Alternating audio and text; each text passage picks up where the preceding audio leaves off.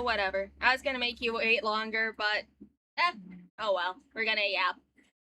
Hi guys. How you been? It's been a while, hasn't it?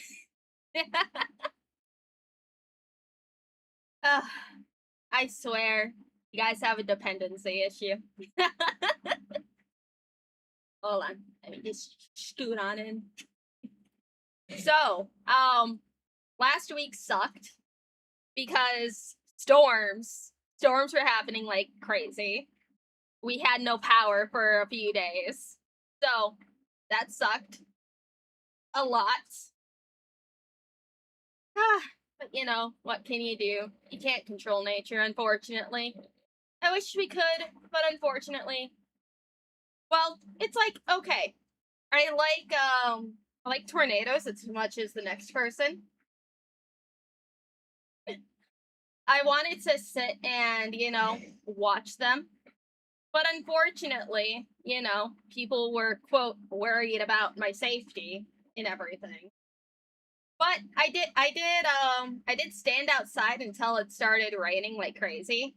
It's like, I watched the shelf clouds roll in. It was really fun. It was really cool, actually. And it's like, I watched it go from very bright blue, happy, everything like that. The clouds rolled in, I looked over, the sky was green, and I was like, oh,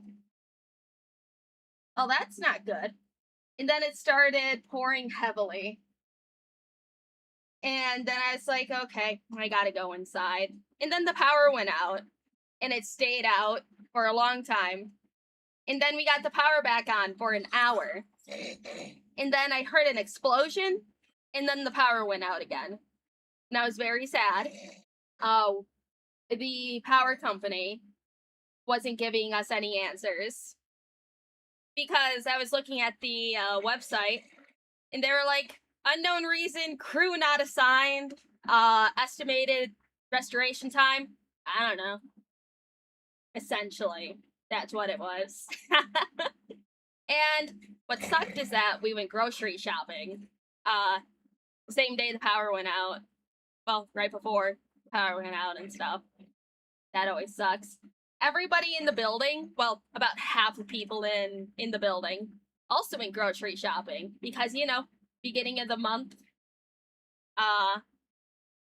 And a lot of people just started leaving because they're like, okay, I'm going to my parents because they have power. But I slept a lot and it was great. But want to know what isn't great and want to know what really sucks? My job saying, hey, we don't have anything for you to work on. And I was like, what do you mean I don't have anything to work on? And they're like, yeah, the slitter's down. We had to send parts in to be repaired. And I'm like, okay, it's just gonna take the weekend. I will be able to work tonight and tomorrow. I go into work today.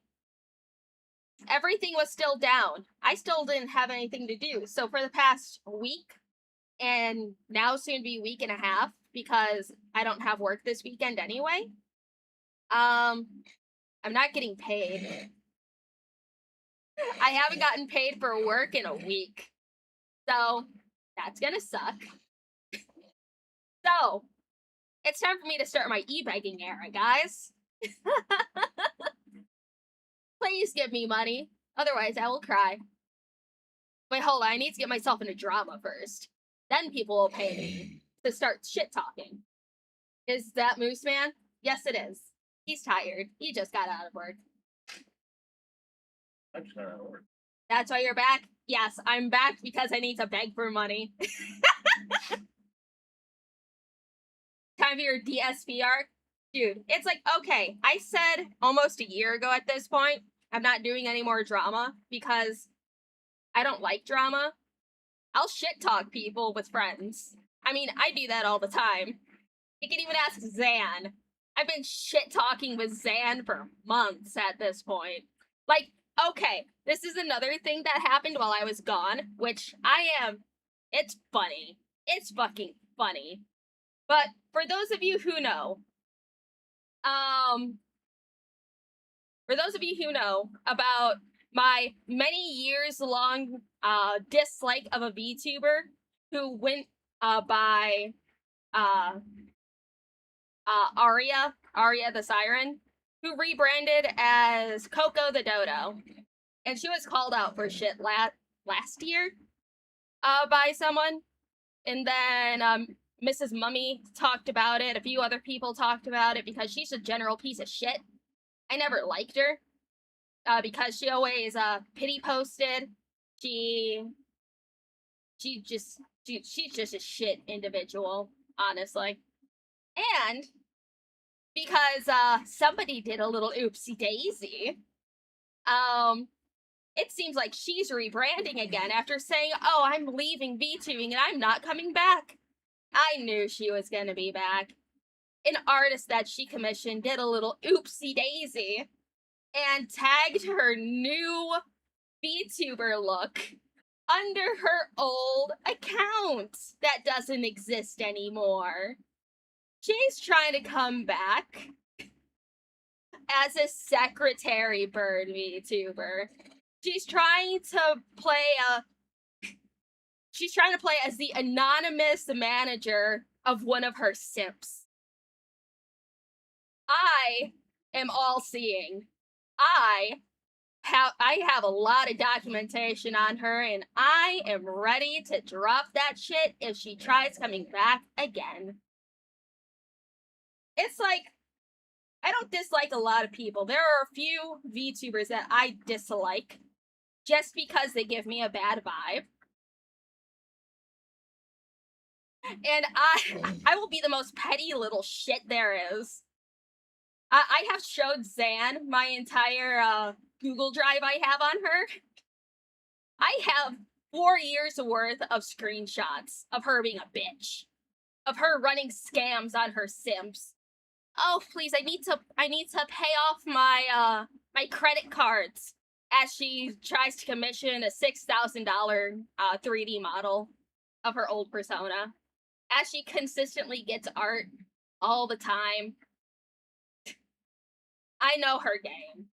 There's no changing. Actually, you know what? Hold on. You know what? I don't care. I'll show. I will show. Hold on. Give me a second. 4 years is crazy. Also, hi, welcome. Give me a second. Let me pull up the oopsie daisy that somebody did. We'll talk about Merryweather in a minute. But let me see. Because Merryweather is doing a little silly of himself as well. Let's see, Coco the Dodo. Ah, here we go. So, the artist that she commissioned for her new look did a little oopsie. And, right here. It tagged the design under an account that no longer exists. And apparently, under her Instagram, that is now deleted. Just saying, friendly reminder that I am not dead. Has a new, the artist censored the Discord link. But no, she has a new server and everything. But yeah, she's trying to come back as a secretary bird VTuber.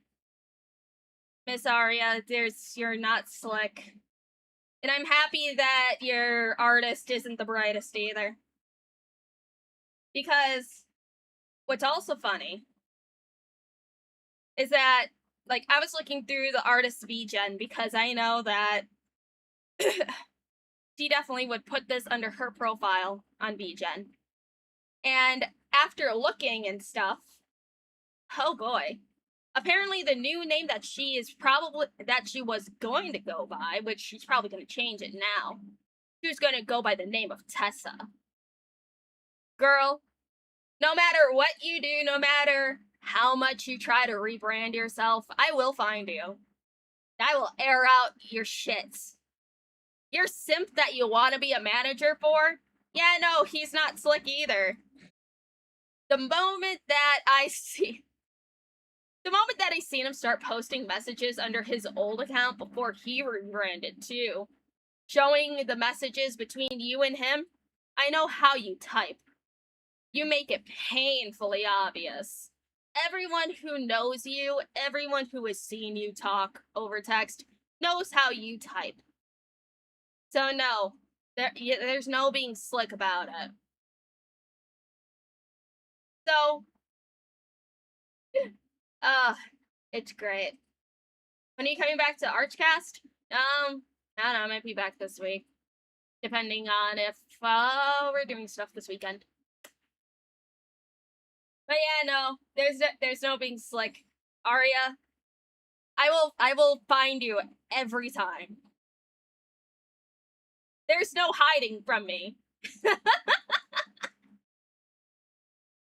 Please come back to New Black Street. I might next Monday.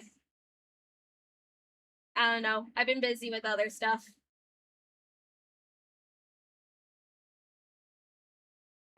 But yeah, that's fun. But anyways, back to more interesting things. No idea who these people are? You don't need to know who a bitch is.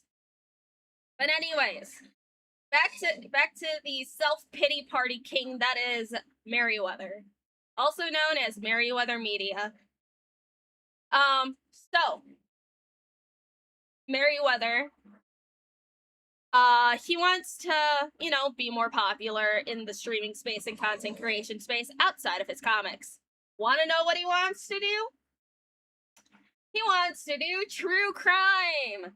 I think that is a absolutely terrible idea.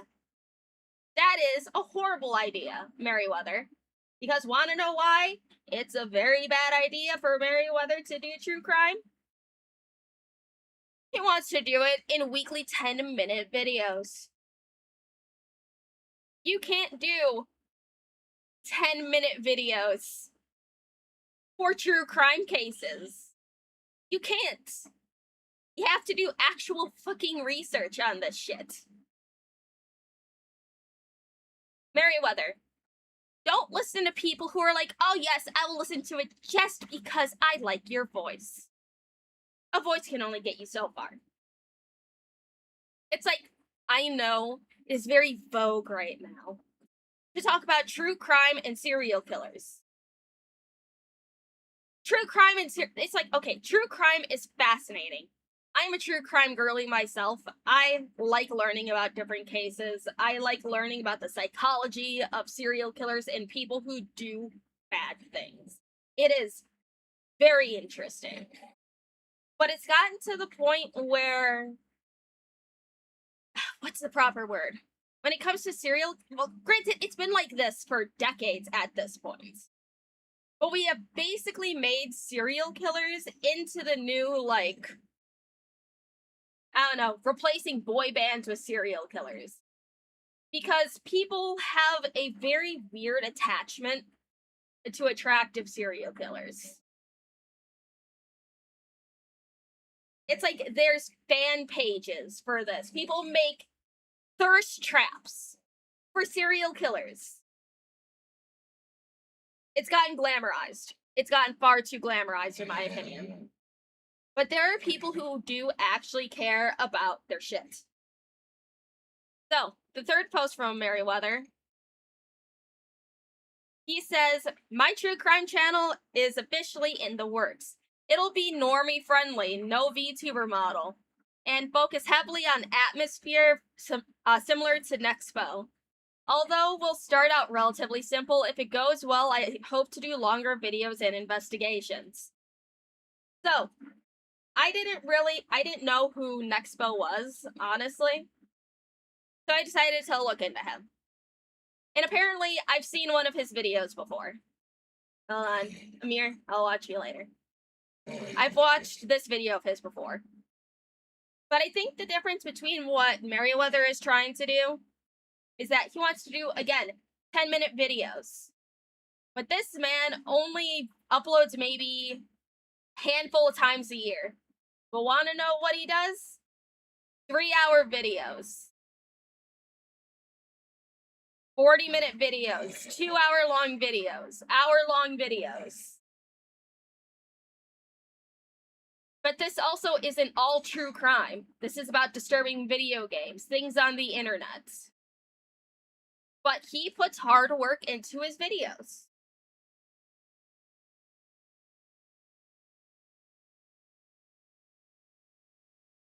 And want to know who else puts in a lot of hard work on their videos? One of my favorites, Stephanie Harlow. Stephanie Harlow does a lot of true crime videos. They're all about like an hour, 2 hour, 3 hours long. And they're not always one part either. They're multiple parts. When I first discovered Stephanie Harlow, it was when she was covering Chris Watts. The Chris Watts case made me cry so many times when she was covering it because she got actual court like live court clips and everything like that during the trial. She got testimonies from the family. She did all of this shit to make sure that she covered everything. And just the Chris Watts stuff always gets me. But she also covers cases that no one really talks about either. She does a really good job with all of her work. Heck, she even has a podcast now with ex-Fed, which is really neat. You have no idea what that case... Oh, the Chris Watts case. You need to look into it. It is... Okay, TLDR with Chris Watts. Man who is cheating on his pregnant wife, kills his wife and his young daughters. He shoves his wife and his daughters in barrels and leaves their bodies out in a field. That is the TLDR with Chris Watts. And what fucks me up the most with Chris Watts? He still sees himself as a good father while he is in prison, saying that he still loves his daughters. No, the fuck you don't. You do not fucking love your daughters when you murdered them. Fucking hate that man. Another channel that I really enjoy is the Misery Machine. These two do a fantastic job when they cover cases. Yes, they're shorter, but they also wait till either everything is done or until they've reached the trial phase, but then they do a follow-up video afterwards. But they focus on cases focusing on child endangerment where where child protective services fail the children. Those are the very specific cases that they cover. It's like with this case. 4 well-fed adults starve a little girl until she is 35 pounds. This child was 14 years old and only weighed 35 pounds because they starved her.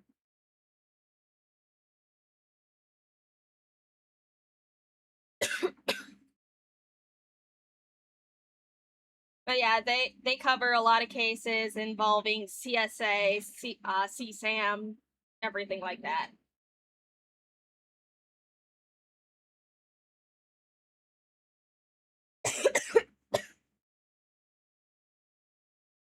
Another one that everyone here knows, Explore With Us.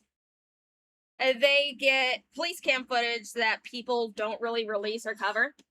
And they talk about it. They help solve a cold case.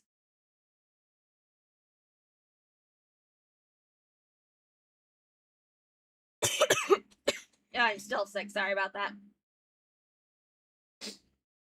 But yeah, Explore With Us does a really good job. They have 3 different channels, one for their longer form videos, one for shorter body cam footage. So yeah, They do really good stuff. I'm pretty sick. Are you okay? I'm okay. I'm just dying. Another one that does good true crime and other more darker topics, Darby Valentine. I love Darby Valentine. She is fantastic. I honestly recommend her work so much. Her recent videos on the true crime museums, fantastic. The True Crime Museum in New York, if you're over there, don't go. It is horrible. Sorry, taking some drinks. I should probably pop a Halls in my mouth too. Anyways, everything in the True Crime Museum is fake. Everything is cheaply made, AI generated crime scene photos of different killers and stuff. And I don't like how they have some of their room set up. Probably the most disgusting thing that I've ever seen.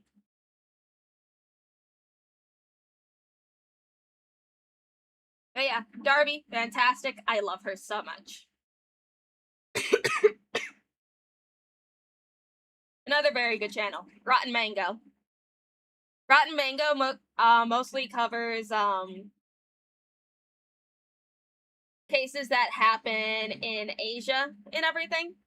But she also goes into more popular ones as well. She works very hard. She has an entire team that helps her with research and putting things together. She has translation team. She has a legal team to help get things approved to share in her videos and everything like that. All her videos, no shorter than an hour. All of them long as hell. Also, yes, I'm a big fan of Wendigoon. Love him. But yeah, if you want to learn more about some true crime cases that you don't really hear about, go to Rotten Mango. I love her. Another one, Emma Kenny.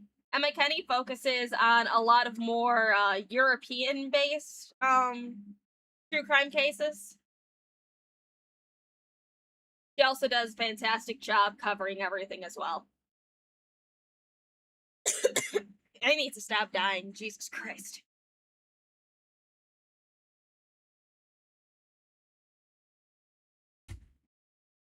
Ugh.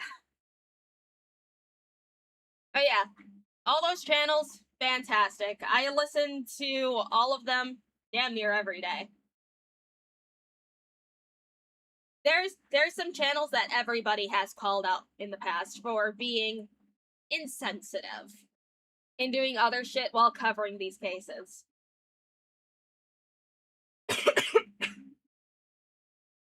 One person that was called out, Bailey Sarian, also known for what does she call her series? Murder and Makeup Mondays or some shit like that. She does her makeup while she talks about true crime cases. Essentially, her shorter videos are what Meriwether wants to do. But at least most of her videos are an hour long. And maybe streaming was a bad idea.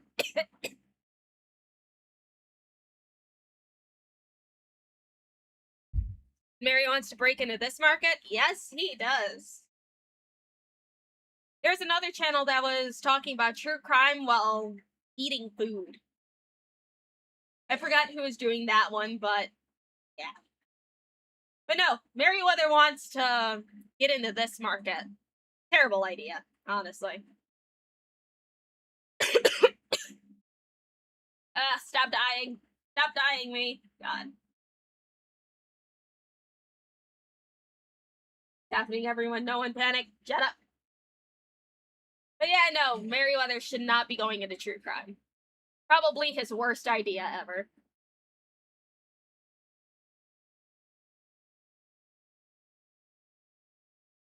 Will you dislike Merryweather as he seems sensitive? He is... He just wallows in self-pity. That's what he does.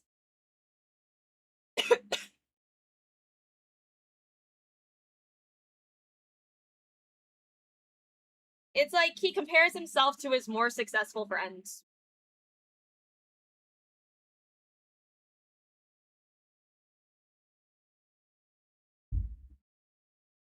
It's like Merryweather is very successful.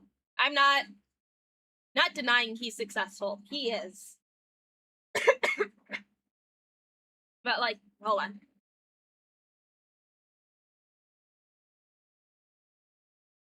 But he doesn't have a personality for streaming.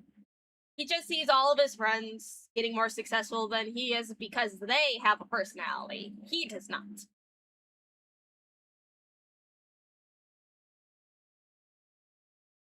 He's European. Nope, he's worse than being European. He is what the greatest sin ever is. He's Danish. So he's worse than a European.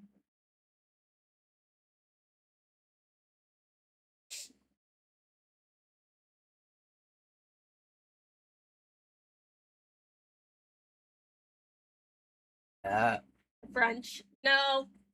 No. Being Danish is worse.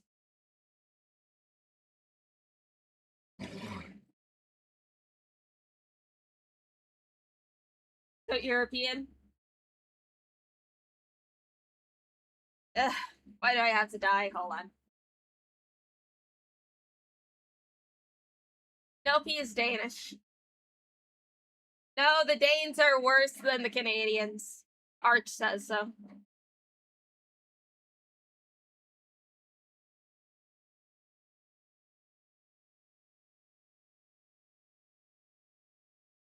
Trying to think. Should I continue streaming or should I just keep dying? Ugh. I need to stop dying, Jesus Christ. I wanted to stream longer, but I don't think I can without killing my voice. When I get some rest, I will. I will. Hold on. Ugh, I'm dying. Why is LumLum even? I don't know.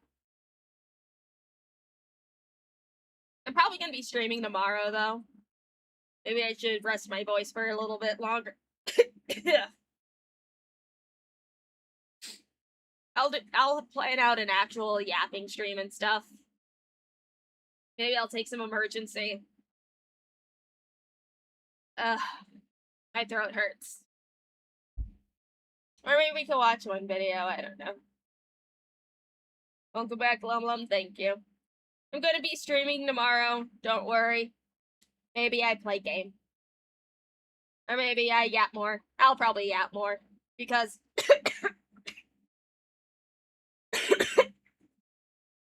I need to stop dying. One video? I could do one video. Well, what are we feeling today? You want to watch some Explore With Us? Actually, hold on. No, there was one Explore With Us video that I wanted to watch. There's this one. I remember I wanted to watch this one when it came out. But that's when I was gone getting cigarettes and stuff.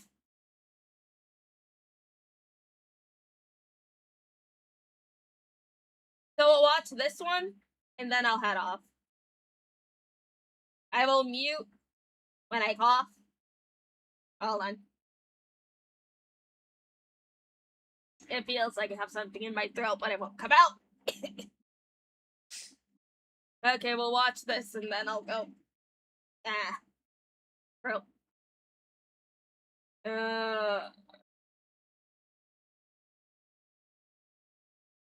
This channel that one thing.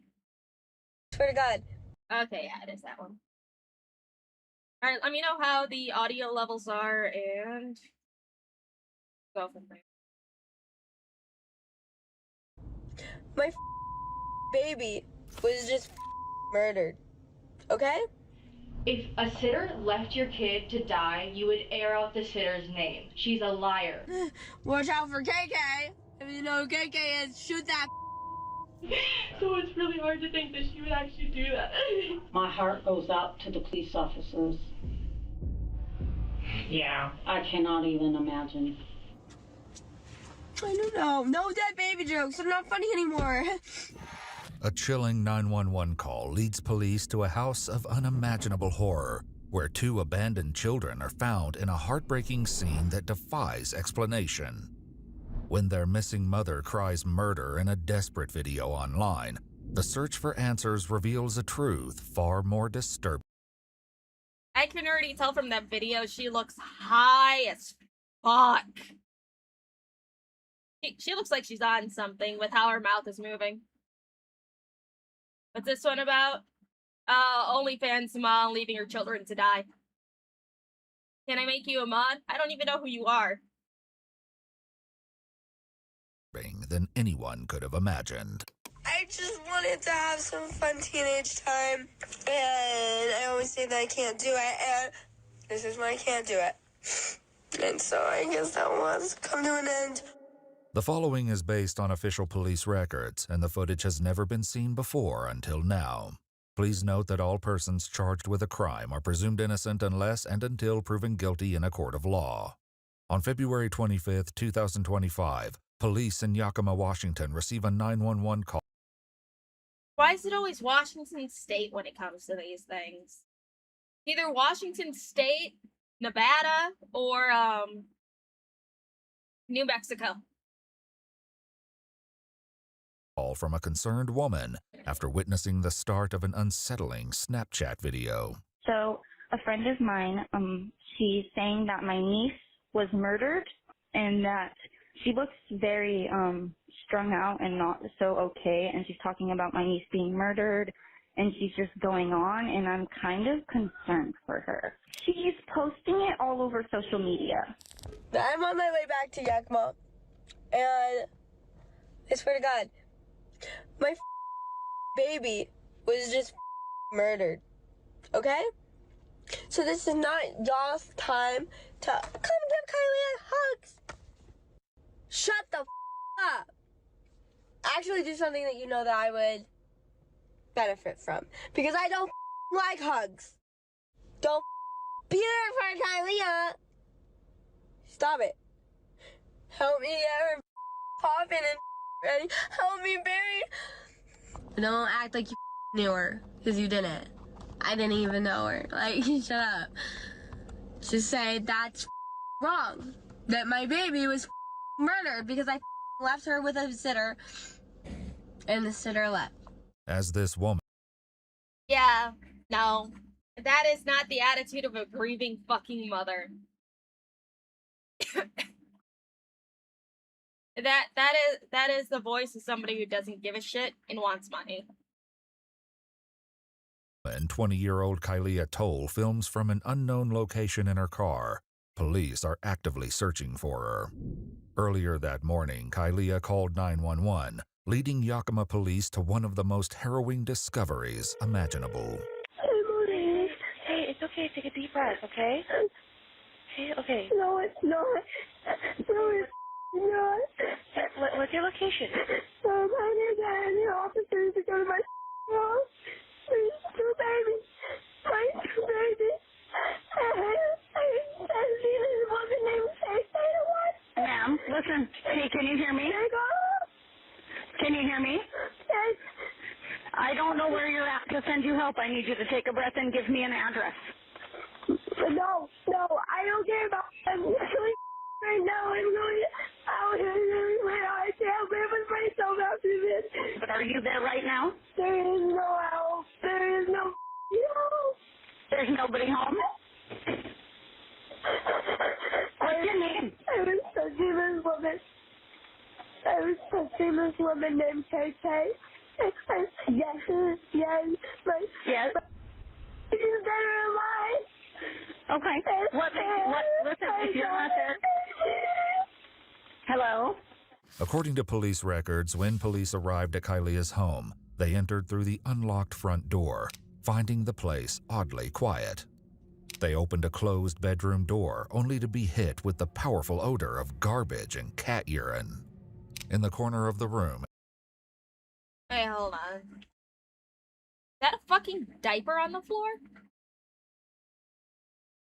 Because they only censor either body-sensitive objects or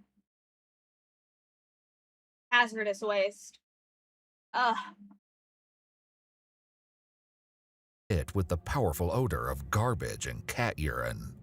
In the corner of the room, in a small bassinet, officers saw what they assumed was a baby doll, but the truth was far more devastating.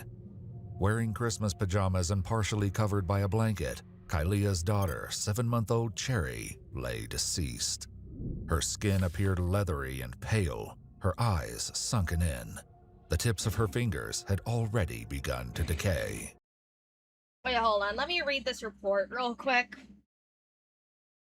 February 25th, 2025, at approximately 7:24, several Yakima police officers responded to a welfare check at Blank Avenue, Unit B, in the city and county of Yakima, state of Washington. At least one female called 911 on the recorded backline and advised that her child, later identified as redacted, was possibly deceased inside the residence. According to call comments which I received, the female had been crying and saying there is no out that she can't live with herself. Common sense state. Don't know if baby is dead or alive. History with location residence was associated with Kylia Toll, redacted. I arrived at the scene with other detectives and was briefed on what had occurred.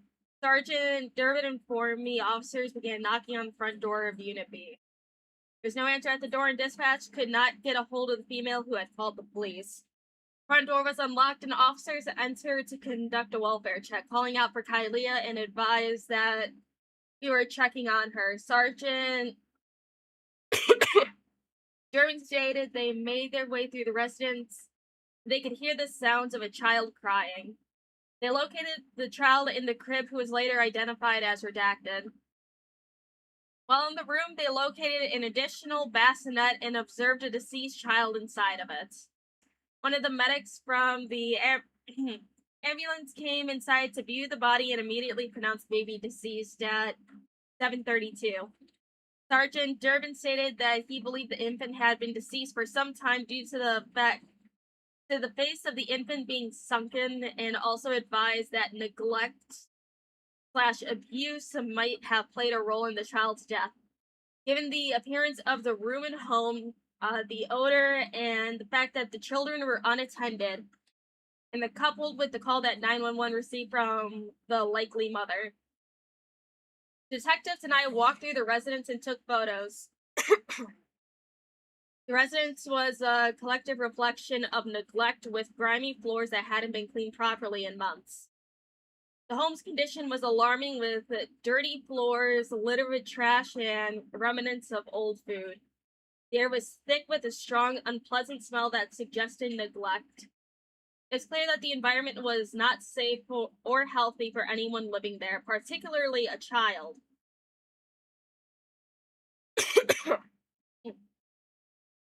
In the bedroom, a crib was located. Its disarray and stain indicated lack of care and hygiene. Next to the crib was a white changing table with various baby items. In the northwest corner of the room, next to the changing table, was a gray bassinet. Inside the bassinet was an infant who was identified as redacted. The infant's skin appeared leathery and pale. Eyes appeared sunken, and was obvious the infant had been deceased for some time. Infant appears to be wearing green and red onesie and had a leopard print blanket covering her. I feel so bad for detectives that have to find this shit. I swear. Tips of her fingers had already begun to decay. My god. Y'all that didn't really know Sherry that well better be there. The people did. Being there for the people who really loved her more than you loved her. Dude, like, you know?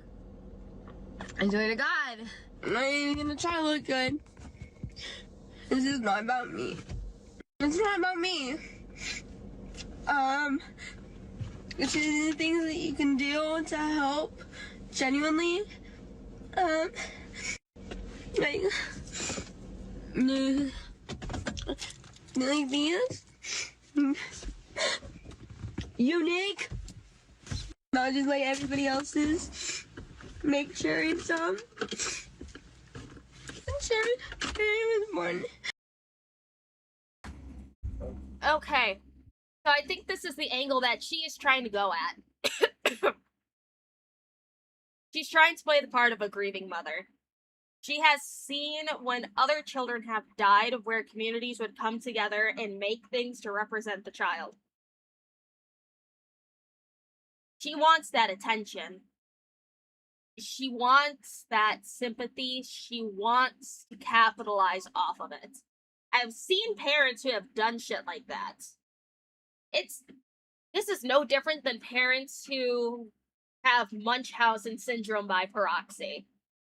What Gypsy Rose's mother did.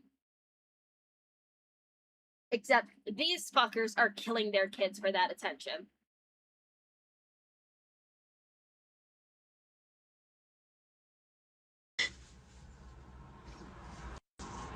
She was born to Taylor Swift.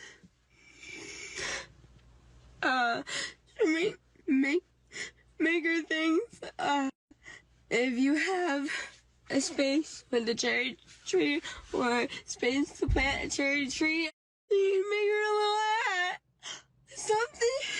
As officers continued their search of the girl's bedroom, they heard the soft cries of Kylia's 2-year-old daughter coming from her crib. Miraculously, she was still alive, though she could barely stand. The toddler appeared severely malnourished. The bedding beneath her was soiled with dark stains. Her hair and face were caked with a thick mucus, affecting her ability to open her eyes. With no way to know the last time she had water or food, she was rushed to the hospital for emergency care. Give me a warm meal. Give me help and if I go to jail during the time that they're like doing evidence and bruh. Commissary, like if I go to jail, please put money on. She wants people to give her money for commissary.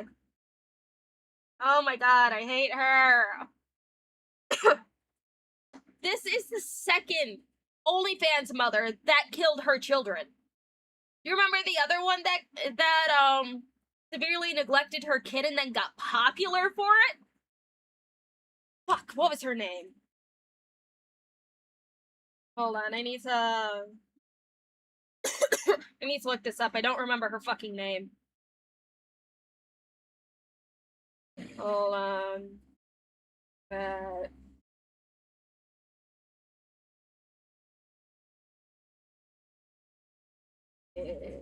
Selected child.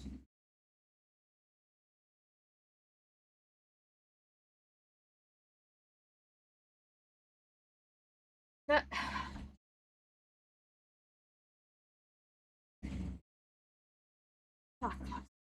Only the second?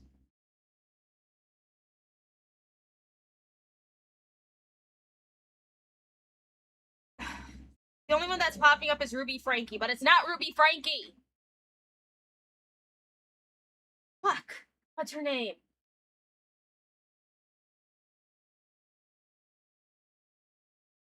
Fuck, it was her son that she neglected.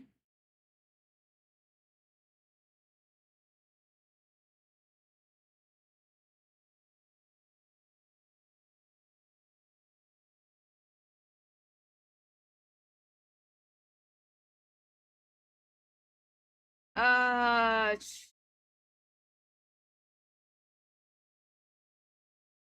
Was it this one?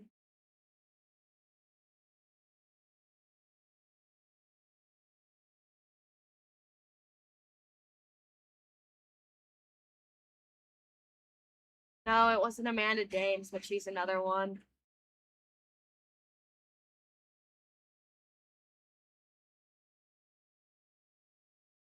I'll have to look this up, but I remember. Yes, Digital Princess. That's it. Ugh. I still can't believe people gave her attention after that. I think she's still active on social media too. I fucking hate her. My books. This jail is genuinely so traumatizing, dude. I just got out and now I'm really prepared to go back. When I have a baby. Once detectives arrived at the scene, they described the rest of the home as a collective reflection of neglect.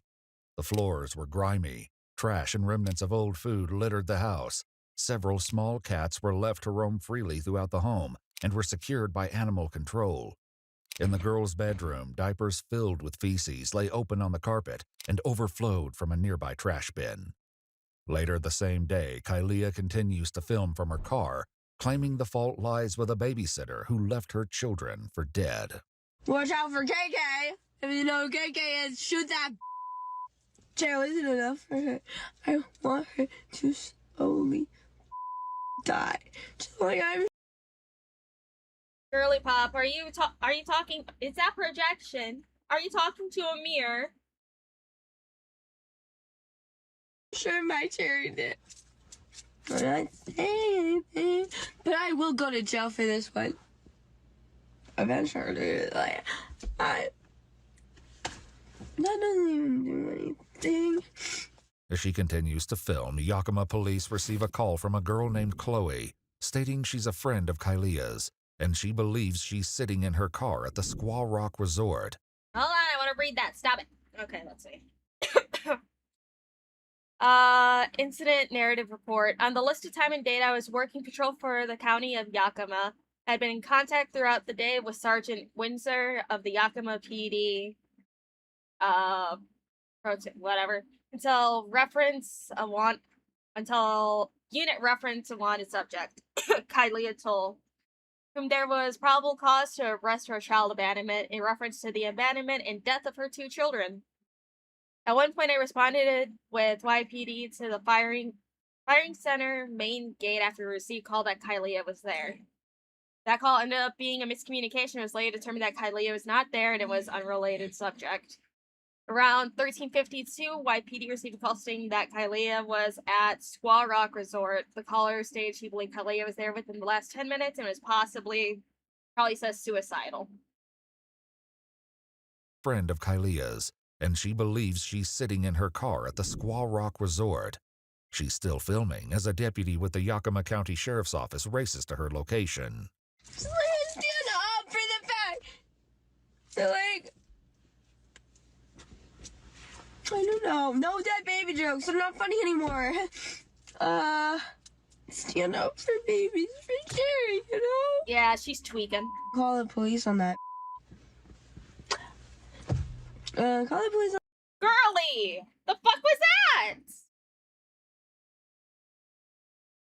What was that? Call the police on that. Call the police on the. Yeah, she's tweaking. And so on and so forth. I'll be right out. Thank you. I'm going to finally get gas to come back to do this. So let's do it. As Kylia prepares to leave, the deputy pulls in behind her, blocking her path, and approaches the driver's side door. Show me your hands. Show me your hands. Hold on, I want to read that. Possibly suicidal. I responded from the area of U.S. Highway 12 and 40th Avenue and was the first to arrive on the scene. When Sarah observed Kylia's vehicle, a 2011 Hyundai Sonata, parked facing the building of the resort due to the severity of the crime and Kylia's possible mental state, pulled in directly behind the vehicle to prevent her from escaping. I did not make contact with her vehicle. I activated my body-worn camera and observed Kylia sitting in the driver's seat. I told Kylia to show me her hands twice and to step out of the vehicle. She opened the driver's door and I told her to step out without prompting. She stated, "I was coming to surrender myself right now." She faced the steering wheel and I feared she may be contemplating leaving the scene.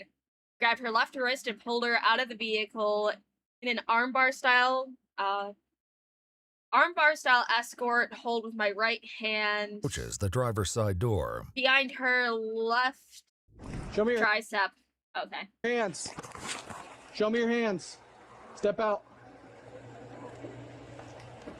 Step out. Hi, how are you? I'm just coming to surrender myself. Step out here. You're okay. Come here. What? Come here. No, come here. No. What? Yeah, come here. No, I'm gonna. Put your hands behind your back. Okay, you're okay. I'm gonna let you. Okay, everything is recorded. Snapchat? Okay, everything's being recorded. All right. Not gonna fight you up here in the middle. What are we doing? You can have that in a minute. I'm wearing a body camera. Everything's recorded. Okay. Stop. But for my own. Stop. Where? Okay, I understand. I'm not gonna hurt you as long as you listen to what I'm saying. Okay. Are you injured?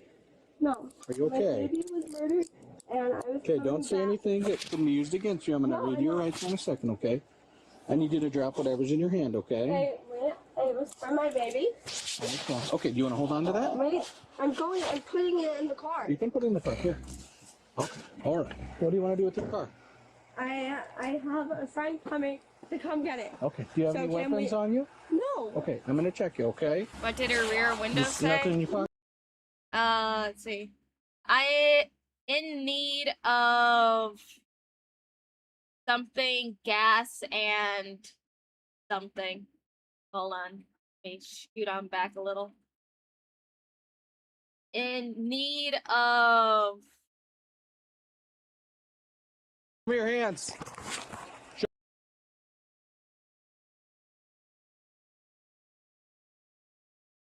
something for gas and something. Show me your hands. I wish you could get a better angle of that. The driver's side door. Show me your hands.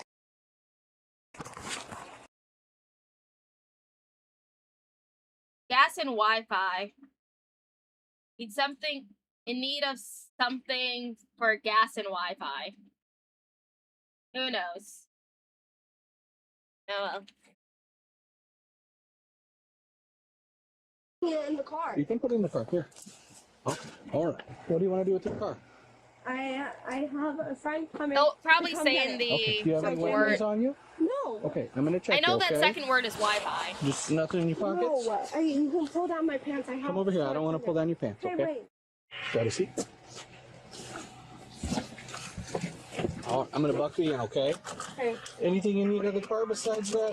I need that, and I need the phone call with my lawyer in the car. Sit tight, okay? Chloe, who alerted police to Kylia's location, pulls up at the scene. My friend Chloe is coming to get. Hey, Chloe! My car! Get it! The deputy speaks briefly with Chloe, who agrees to head to the police station for questions. As for Kylia's car, it will be In need of warm meal, gas, and Wi-Fi. Okay, thank you for the clearer picture. impounded for evidence, leaving her concerned for her belongings. And what about the items that I like to keep special in the car?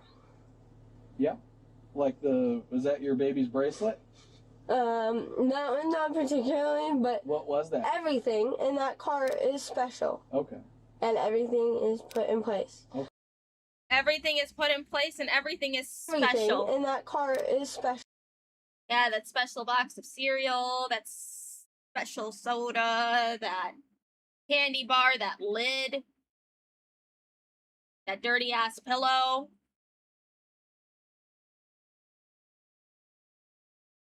That's a lot of special stuff there.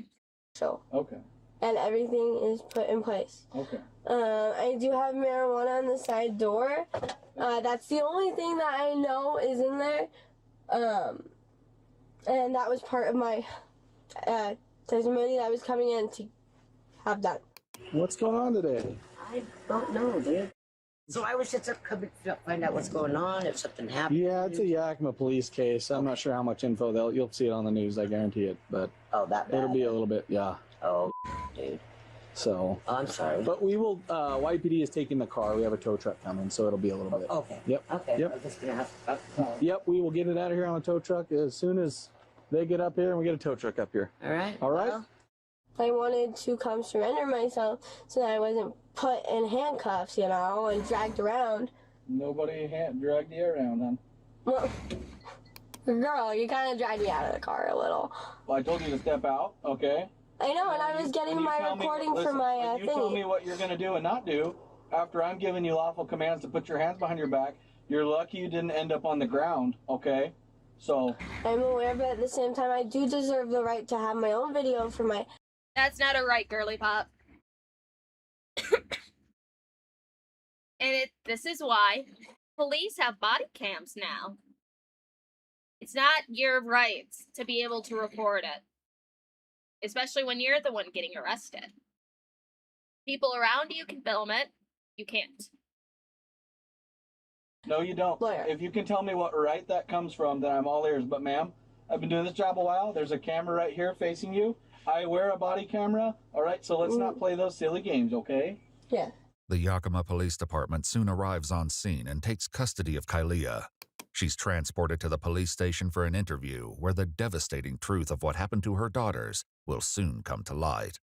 As Kailea mentioned in her Snapchat video, she was arrested one day earlier at a McDonald's at 1:30 a.m. on February 24th. Police records identify the arrest as stemming from a misdemeanor warrant, though no further details are provided. Emma, a friend of Kailea's, told investigators that Kailea came to hang out with her in the Tri-Cities on Saturday the 22nd, staying overnight, but she didn't have her children with her. After she was arrested at McDonald's on the 24th, Kailea called her from jail asking Emma to bail her out. I did not think. Alright, so let's do a little math here. So, Kailea went to the Tri-City on the 22nd. If we look down here, actually, hold on, let me move this up a little. So, if we look down here, February 27th, 2025, which means she left her children alone for 5 days.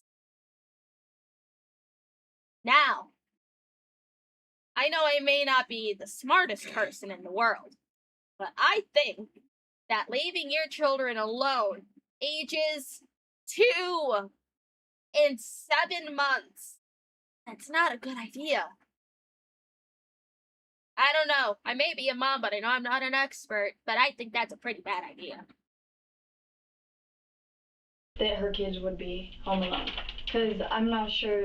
I think it was in one of the calls she said, oh, the kids, I need to go pick them up from my friend's house. Mm-hmm. Yeah. Am I correct? Yes. So it didn't occur to me that she would have left them at home. At the time of her arrest at the McDonald's, Kailea was in the company of a man named Brad, the 37-year-old father of one of her close friends. Once she was released from jail later that afternoon, Brad was the one who picked her up, but she didn't go to check on her children, telling him they were with a friend. She had a friend K or KK watching them. And I was like, all right, that's cool. Because I guess her friend needed a place to stay. So she had her watching them for a little while so she can breathe again and like get out and be able to do stuff with her friends and stuff like that. Brad explains he and Kailea spent the evening together at his hotel room, but at some point she left, and when she returned, her demeanor... But did she leave food and water for... Ah ha ha, you're funny. That's funny. No, she didn't. The child was so malnourished, she couldn't stand up. There was so much mucus on that poor baby's face, she couldn't open her eyes. It was bad. It was so fucking bad. Her 7-month-old was mummified. So, oh boy. drastically changed. She came back and she was hysterical. Like, she wouldn't complete a sentence. Like, her eyes were all just wandering across the carpet and stuff. And I was like, what is going on? You are different. And she goes, I can't tell you. And then she's like, can we just leave? And I was like, leave to where? And she goes, can we just go? Then, like, she just kept talking about she wanted to kill this chick K or KK or something. But neither Brad nor Emma knows of anyone by that name. The next morning, Kailea drove to the Squaw Rock Resort, where she began recording her Snapchat video. She'd also posted to Facebook writing, "I really did trust Kay would take care of them." Alright, let's read the whole thing. Kylia Toll wrote on Facebook, I love all of you and I love my babies more than anything. I got so tired, then I got sick. Everything fell apart. I really did trust Kay. Kay would take care of them for a while. It was really good. I started to get happier because I could actually spend time with my friend and be included and be a listen to. Now all that's down the drain and everyone's gonna buy me for this. I'll probably never get to see my daughter again. Instead of staying, I'm going over to Seattle. I'll be with Grandma and Cherry. I pray to God that Blank is okay and gets my mom as a mother. I was just, quote, playing pretend with them the whole time. Should have just put them up for adoption like everyone said, but I thought that there was going to be much more there to help me, and now I'm here. If people were telling you to put your children up for adoption because they knew you were going to be a shit mother, you should have listened to them. Honestly. And also, this is one thing that young mothers are always told, and they need to take this to heart. As soon as you have children, your life changes. There is no more time for yourself. There is no more. You don't get the right to be selfish anymore after you have a child. That is the key thing there. You no longer get to be selfish when you become a parent. So, yeah. I don't know, that's the one thing that I can never understand when it comes to neglectful parents, especially, like, okay, I get it. You have a child young and you weren't ready for it. Granted, nobody is ready to really have a parent, to be a parent. No one's ready to have a child, especially when you're having one for the first time. No matter what books you read, no matter what parenting classes you take, you are never prepared for it because every child is different. But you still need to take responsibility. I was a young mother. Everyone here knows that. But I did my damnedest to raise my daughter. I still graduated high school. I am doing the best for her. So yeah. When you have a child, you no longer get to be selfish.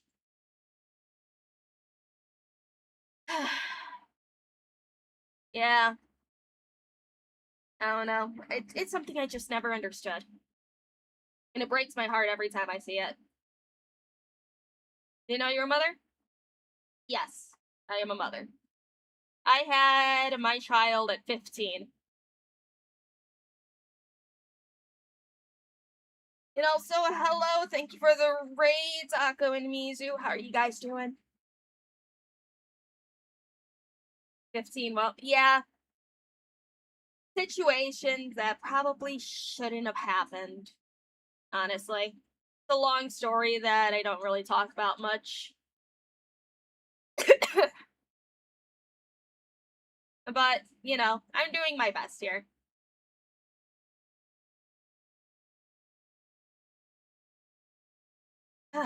I don't know. It's like I learned a lot. But it's like I'm just happy that, like, I don't know. I think the one thing that's funny is that my kid always tells me that her friends' parents are in their like 40s and 50s.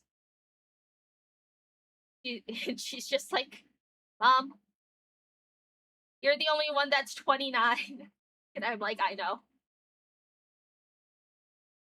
I was gonna say hi and tell you what we were doing in Mizu's, considering what I walked into. Let's keep talking because it sounds important and sad. Maybe grandmother by 40. That would be funny. 15, oh dear. It happened. It's like I was back in my teens, still very pro-life. I'm still very pro-life.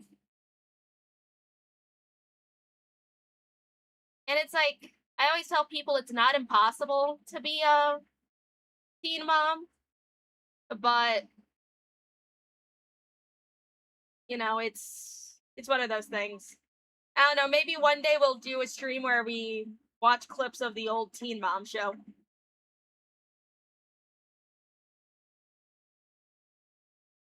But yeah, I don't let that part of my life define me. I do what I can. And that's what matters. Once you have to be a mother as a child, I'm sorry you have to go through that, but I'm glad you're happy and healthy. Now the kid you love. Dude, my kid's gonna be... Oh, God. She is gonna be 15 this year. She's gonna be 15 this year. Oh, God. Well, I'm gonna be 30 this year, so, of course, do the math. She's gonna be 15 after when I turn 30. But yeah. Dang. Ah! Oh, well. Yeah, I'm older than a sea monkey. Lum old. I'm just hitting 30. There's people older than me. It's fine. Lumi and Moose Man, new baby when? Way in the future. Hopefully, maybe. Anyways, let's continue. For a while. I need you guys to mention the Facebook. I made the Facebook post that I made. Oh yeah, someone shares. I'm not real savvy with social media, but It really bothered me that people were just like, what's going on in the forest? Maybe he was murdered there. But ultimately, that's what it was. I did the wrong thing by just running. But Kylia's friend Sophia isn't convinced by her story. She says there's a sitter. I think it's ridiculous that she says there's a sitter. I don't believe that. I don't believe there's a sitter. Because she said on some Yakima post, I'm not going to air out the sitter's name. If a sitter left your kid to die, you would air out the sitter's name. She's a liar. There was no sitter. She just left her kid. okay. Do you know who her sitters were? She said her sitter was named Kay. K-A-Y. I have no idea who that is. Never. And also, okay, thinking about it, Yakima, yes, Yakima. But it's like, okay. I'm wondering, why didn't she leave her children with her parents? Unless her parents are dead, or the worst people in existence. You can always call your parents and they will be more than happy to take your children. Never heard of the person, never seen the person, never seen an Instagram, never seen a TikTok, never heard of them, never seen a video of them, nothing. That's why I don't think this person exists. Okay. I think it's something Kylie thought of because she found her baby dead and she felt remorse after a second. She was like, oh my God, what did I do? Investigators also spoke with Kylia's parents, who adopted her when she was just 2 years old. I just feel like I just entered an alternate universe. I mean, this is just... I'm so sorry for your loss. Never had anything happen like this in my family in general, and it's like, oh my God. According to her father, Kylia did have a female friend staying at her home recently. I don't know who that person was, but because when she said the name, I'd never heard that name before. No, I guess she doesn't say her name. Does the name K or KK sound familiar to you? Okay. Would she leave them home by themselves? I don't think she would leave her kids there by themselves. Man, do I have news for you. Drugs have people do a lot of things you think they wouldn't normally do. But I honestly think your daughter was probably a fucking meth head the whole time. Especially about hearing the state the baby was in. How? I don't even know. It takes certain conditions for a body to be mummified. Like, what the fuck? Okay. If there was somebody else at the apartment, I can Okay. see her doing that. Okay. But quite honestly, I think she's capable of anything. Okay. If she selfishly really desired to go do something with somebody, I wouldn't put anything past her. Okay. We do not trust our daughter at all. Kylia's mother also fails to recognize the name KK, but wonders why her daughter didn't simply ask her to watch the girls instead. We've always told her, you need to reach out to us. We will come get the girls. It doesn't matter. Call us day or night. We will come get the girls, always. How did I wish I would have been with my mom then? Because I knew how to mom. I didn't have to overthink it. I was having so much fun. Oh, like it. There's the key word right there. I was having so much fun. She did not give a shit about these children whatsoever. She did not give a shit about her kids.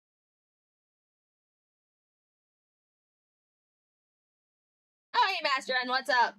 Hello, is it okay if I ask you heard the latest, Demi's latest shit? Oh, I seen it. I don't give a shit.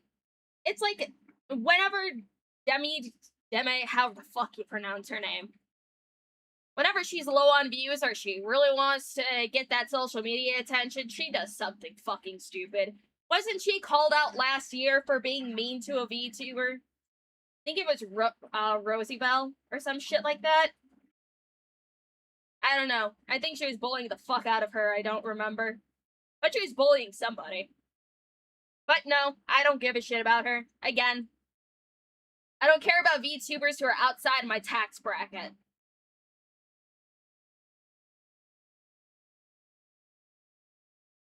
Anyways, let's continue. Hey, Junko, how are you doing?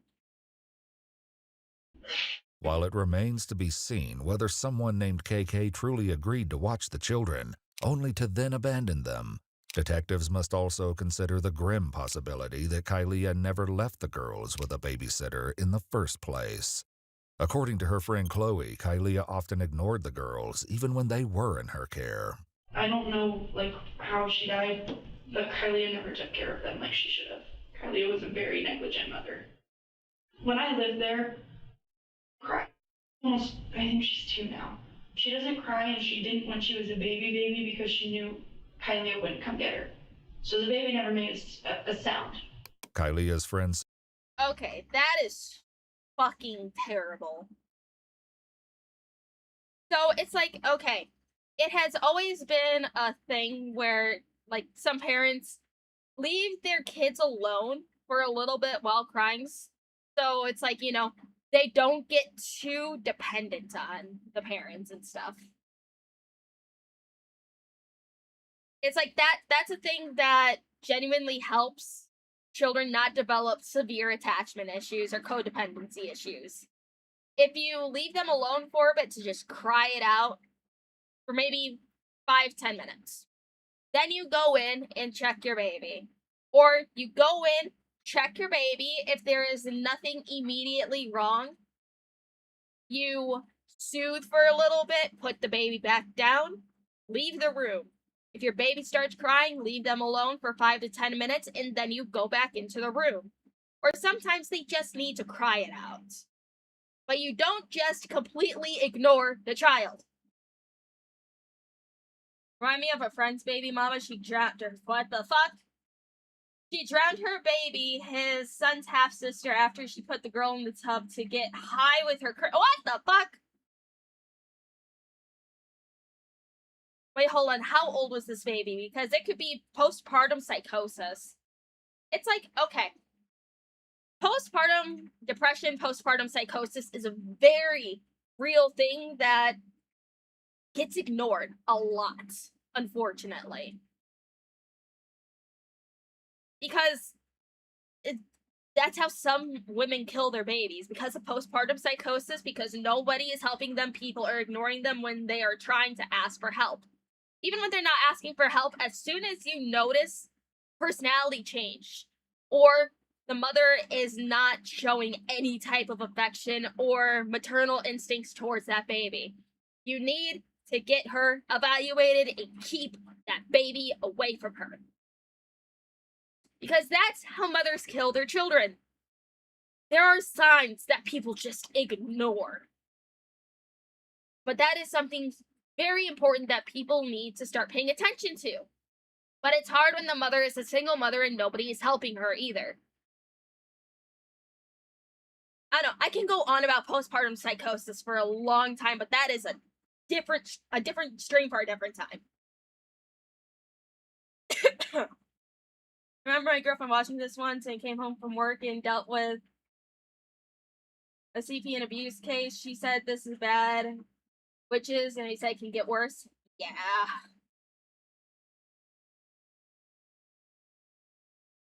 Baby was around 6 months. The baby was... Oh my god.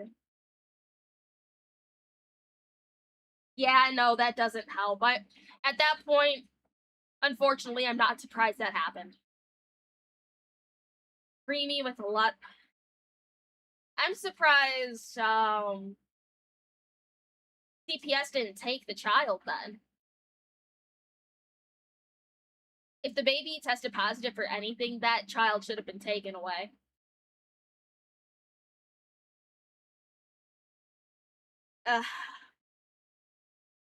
Man. Sophia, who hasn't seen the girls since January, shares a tragic observation. They always seem to have diaper rash, and I know it's Kylie just doesn't change them. Okay. And it's just, I don't know, because I get told that she changes them, and then it seems like that they keep coming back. So, fun little fact. It is very hard for children to get diaper rash unless they have very sensitive skin. You would have to keep them in a piss-filled diaper for 2 to 3 days for diaper rash to develop. Diaper rash, the parents get rid of it, the grandparents, they keep the girls for a little bit, they'll get rid of it, then Kylie gets them back, they get diaper rash again. And that's why, what's that stuff called? It's fantastic for diaper rash. The white lotion, diaper rash cream. Desitin. Fucking love Desitin, man. That is the only thing that I ever used. Desitin, best thing ever. And it doesn't work for just diaper rash either. It's like, if you ever, if you don't like using powder and stuff like that, and you get rashes when you're super sweaty and everything, use Desitin. Love Desitin. 10 out of 10, always recommend.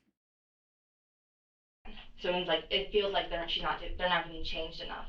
We have some ointment that we would use over the weekend, and by the end of the weekend, it'd pretty much all be cleared up. You know, just a little bit left, but I mean, it was horrific. I mean, to where it was, open bleeding, kind of horrific. Yep. The lack of diaper changes was so severe that on one instance, Sophia offered to change the toddler herself. So then she gave me a diaper, and it was so much pee. There was no poop, but it felt like there was more than just one pee. Did she have pants on? Or yeah. You could feel the pants were wet. Okay. The pants were wet. When investigators visited the surviving 2-year-old girl in the hospital, what officers observed was beyond heartbreaking. The child had peeled skin on her leg, as well as blisters and sores around her backside and genitals. And I tried, every time I would hang out with her and, give her food, she was fine.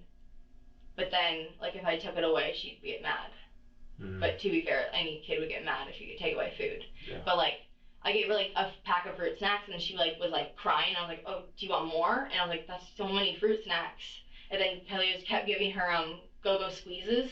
And I was like, doesn't she need real food? And Kelly was like, she's good on go-go squeezes. Once a Girl! A child can't live on go-go squeezes. That's not even real yogurt. No, you can't bedpost.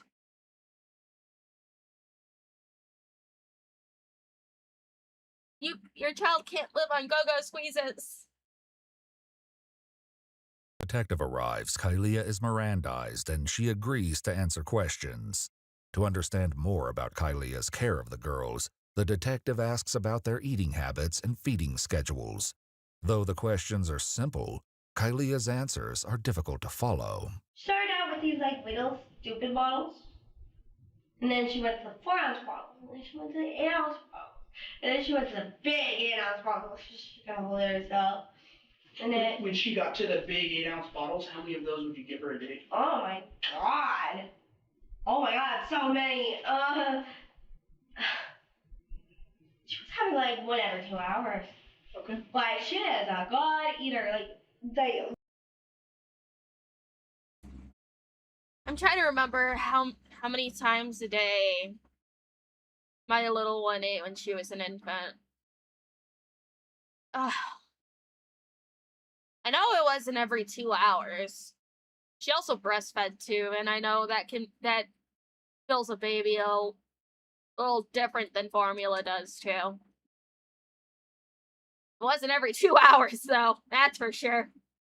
But she talks like she's high.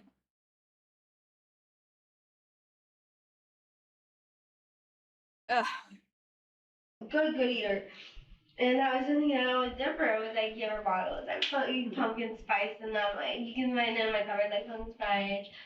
Chloe was able to explain some of what she witnessed while she was temporarily staying with Kylia. Who would feed the baby?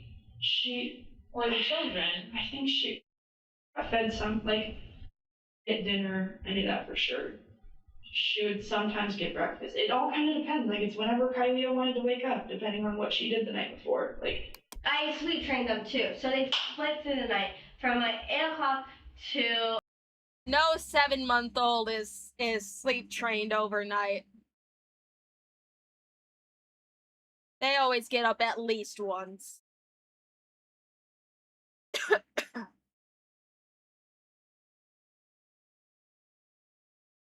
Oh my god. I'm surprised this video isn't breaking you inside, LumLum. Oh, it is. But I've also seen worse. I hate this woman. It's like, I have to stay within TOS and stuff. I don't feel like getting banned for the many things that I would like to say about this woman. Oh no, this shit is pissing me the fuck off, man. Eating it out of my parents, this, like 8 o'clock at night till like 8 o'clock in the morning, 9 o'clock in the morning. I'm living my best life. My kids go to. Dumb question for not a parent. Is there a difference for the per 2-3 hours when they start eating solids? To be honest, besides when it was like time for actual meals and everything, like my kid would eat with me, but then I would leave like, you know, toddler snacks and stuff in reachable areas where she could just snack when she wanted. Because what were the things that kiddo liked the most? The Gerber brand they were like Cheeto Puffs, but for toddlers. So I would always leave that container down to where kiddo can just snack when she wanted. That was always my go-to if it wasn't dinner time. Cause she would eat with me. I would make her food at the same time I made my food.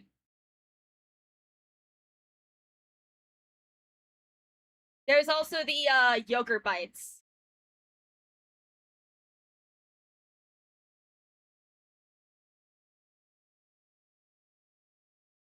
Okay, so schedule goes mostly off when they start feeding themselves? Yes. Because when they start eating solids is about the time where they should already be walking as well.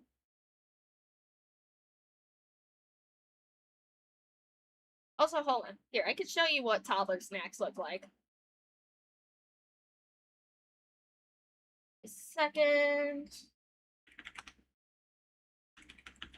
Gerber toddler snacks.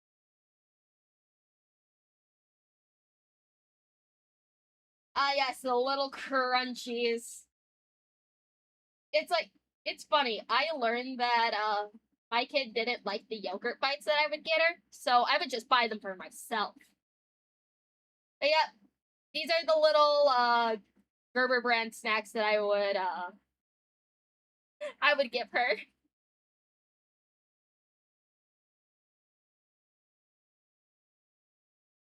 And don't forget, you gotta check the age rating.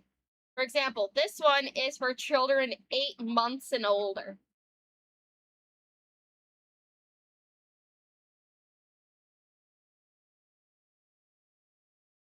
Let's see. Then there was the. No, I don't want to open up. Oh, these ones were good too. The open image. These ones, the banana and strawberry apple puffs. Those were good as hell too. Not my favorite, but they were still pretty good.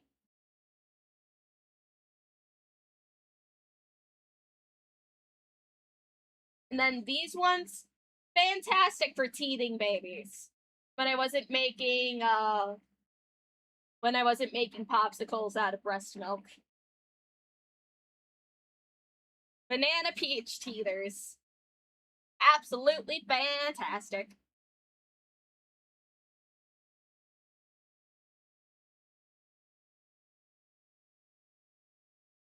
But yeah. Baby snacks. You can also make your own, granted, you have to look up specific recipes. But, you can also make your own as well. Breast milk popsicles? Yes, it helps with teething. They can get the breast milk and it numbs their gums when they start teething. It is a life hack that every mother needs to know. Breast milk popsicles.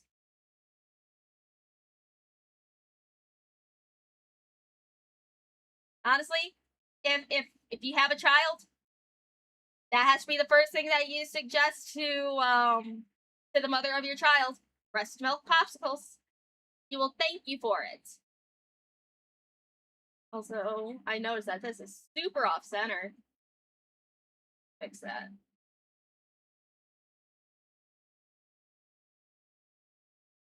There we go.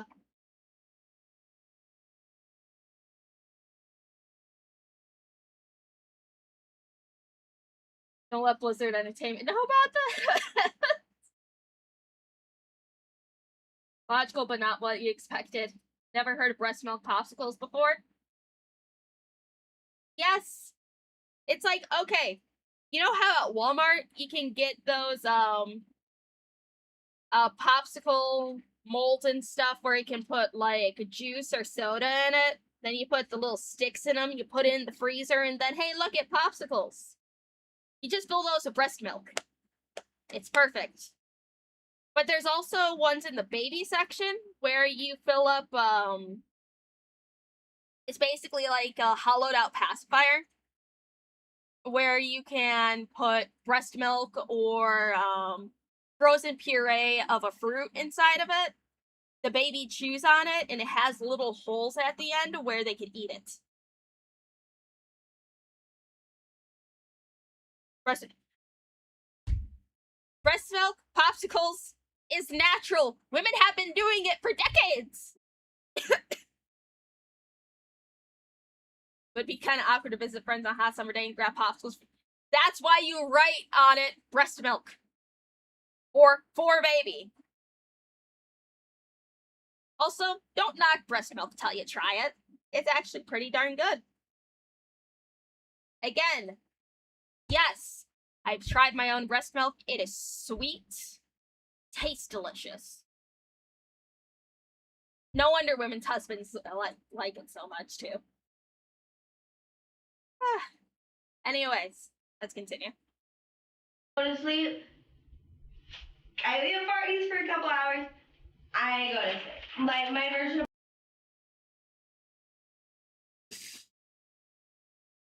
oh, hi, thank you for the 10 gifted memberships. It apparently only took me talking about trying my own breast milk. Ever tried breast milk? No, I have not.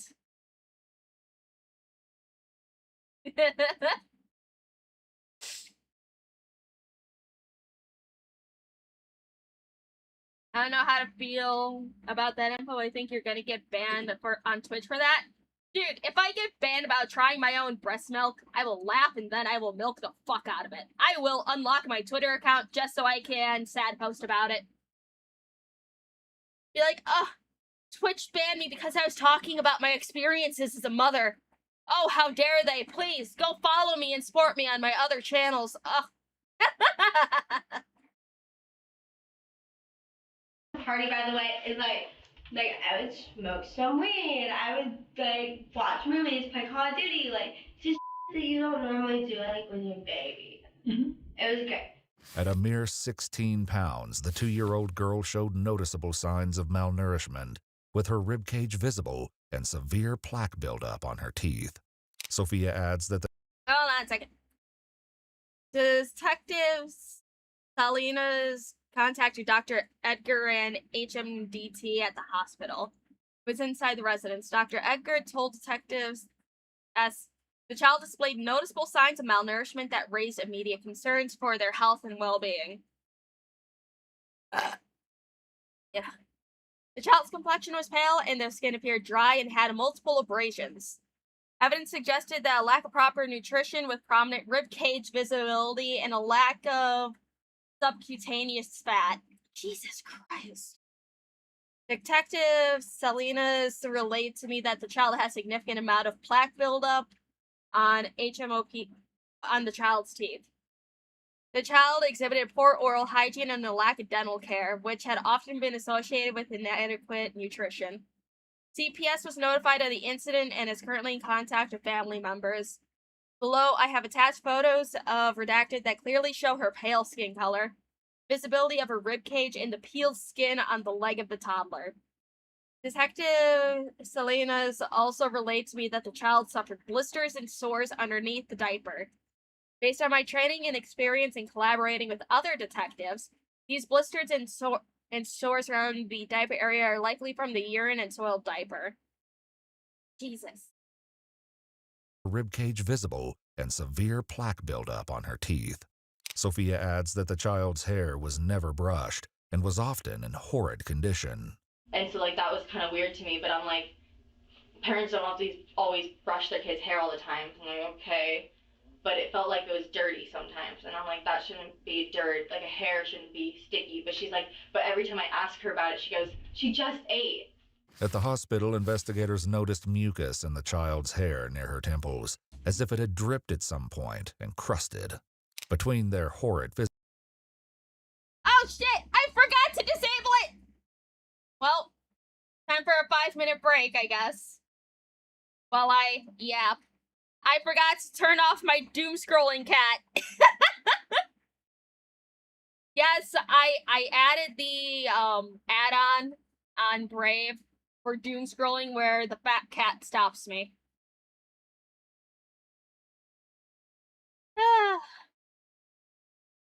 I have it be like this every hour. I'm just on one website.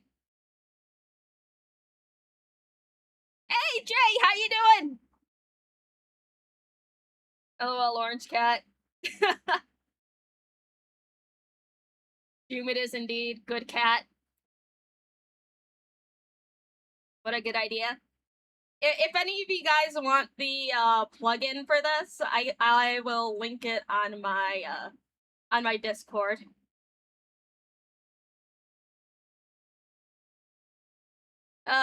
You know, sometimes this fat cat really saves me from doom watching a bunch of true crime. But yeah, I'll post the add-on for this. I'll repost it on my Twitter, and I'll repost it on Discord. Vibing like a chicken sandwich. Oh hell yeah! It's been a while, Jay. How have you been? How goes the cookbook? How goes the VTuber cookbook?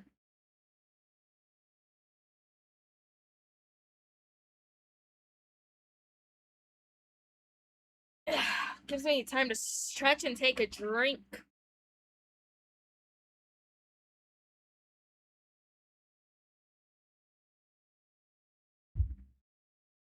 Hydration. You only watch true crime on incognito? Why? Are you afraid you're gonna be put on a list?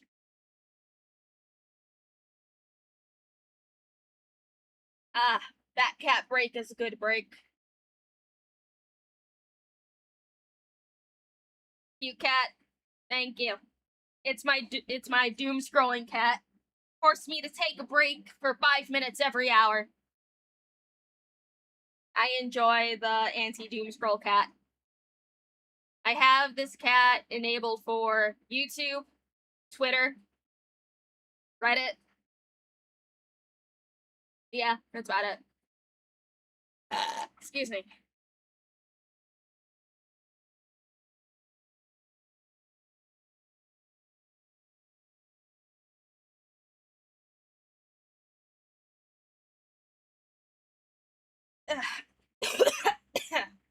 Amy, stop dying.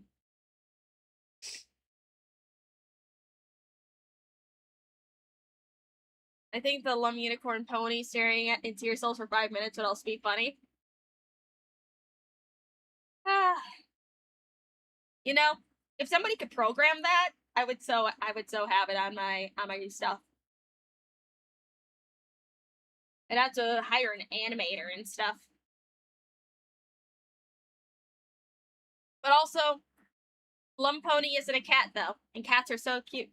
Take a cough drop? I should grab a cough drop. I'll go grab a cough drop. I'll be right back.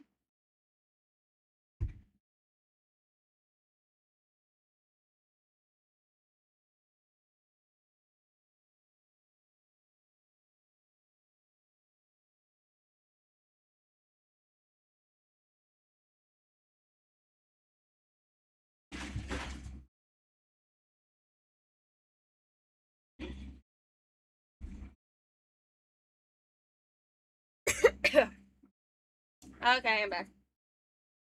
Discord link won't work. Hold on, I'll fix that.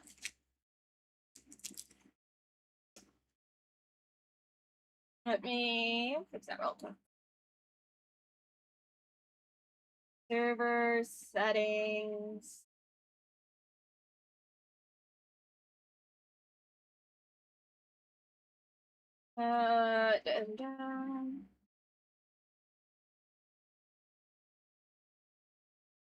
Waiting for the broke fish. Thank you. Let's see. Where is...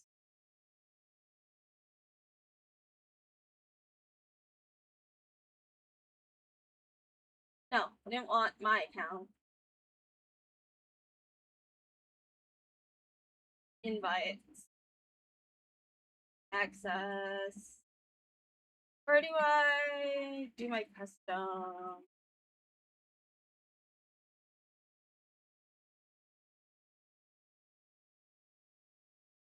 Engagement. Do Sparks. There we go.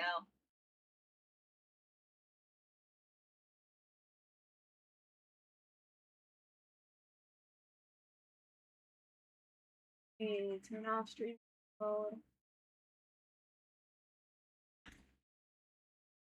Ugh,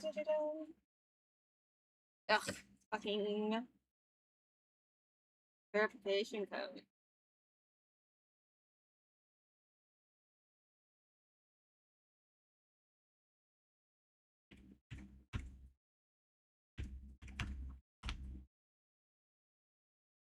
Alright, discord.gg/LumLum is now active again.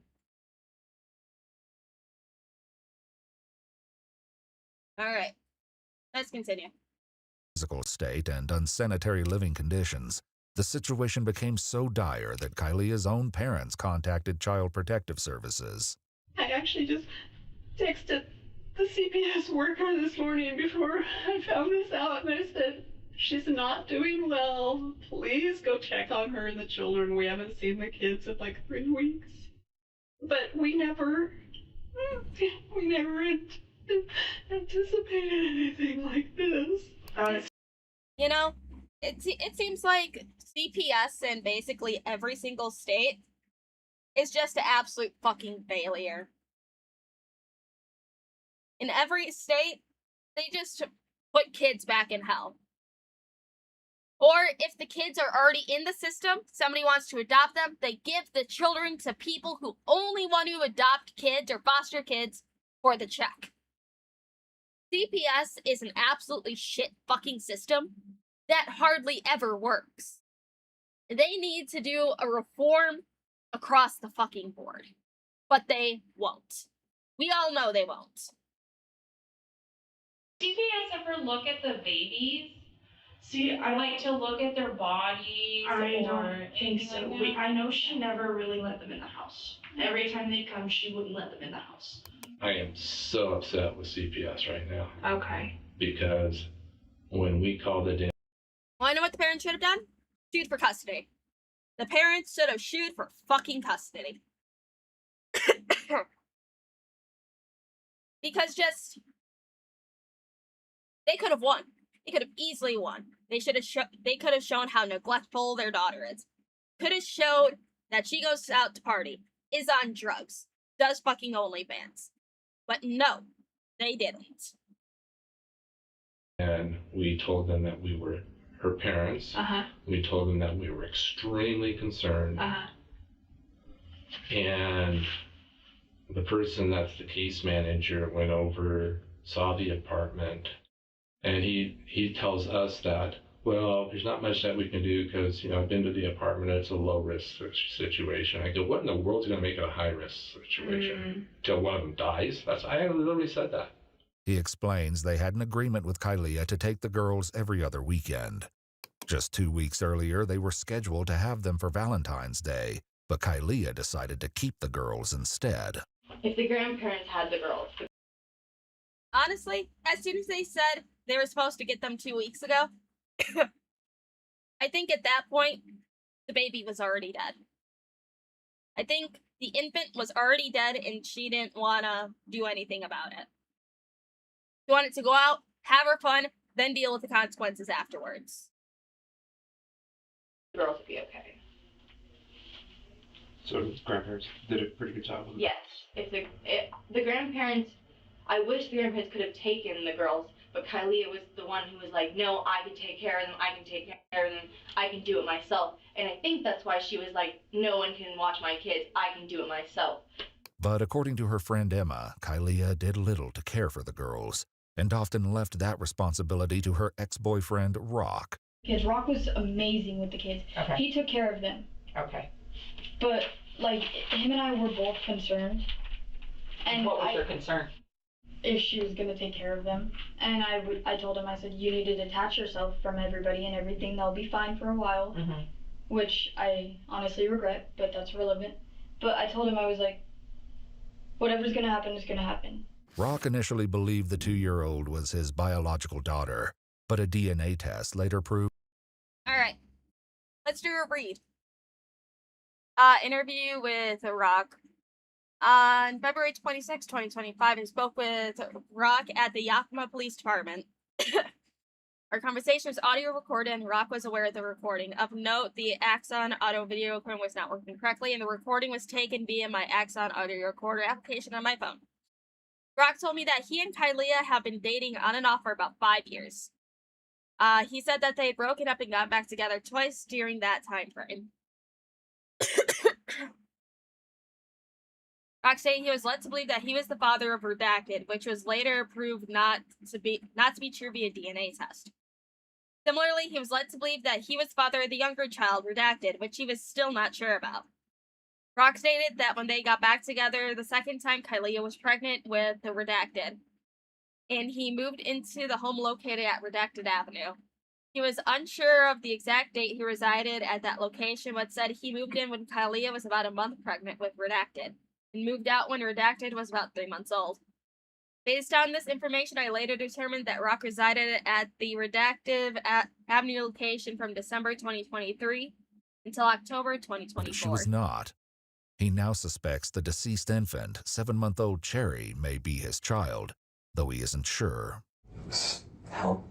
It was hell. So Thanks what does for that the mean gift, himself? Shadow. Just constantly cleaning, taking care of the I'll kids. read everything after this. Taking care of her.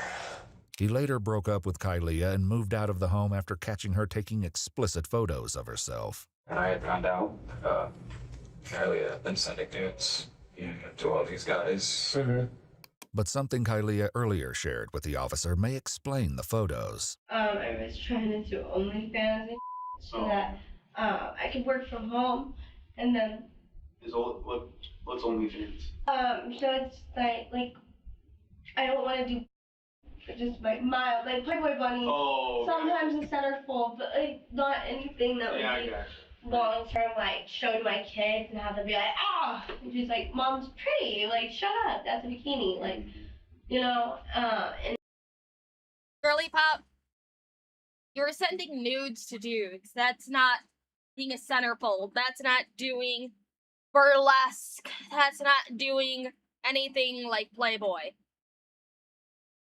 You're sending nudes to dudes.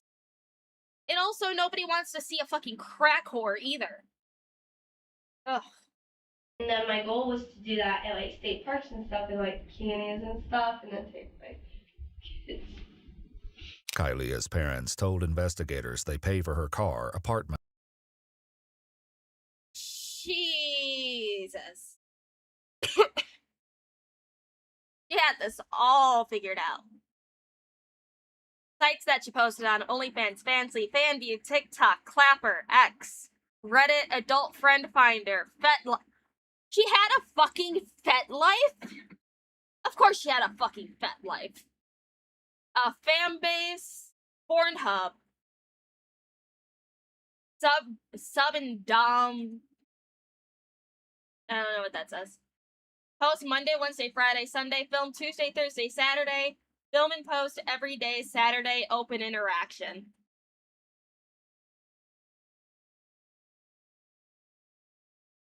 I've never heard of Clapper. But I know what the fuck FetLife is. And bills, since Kylia doesn't have a Oh, Sub Dom Club? job.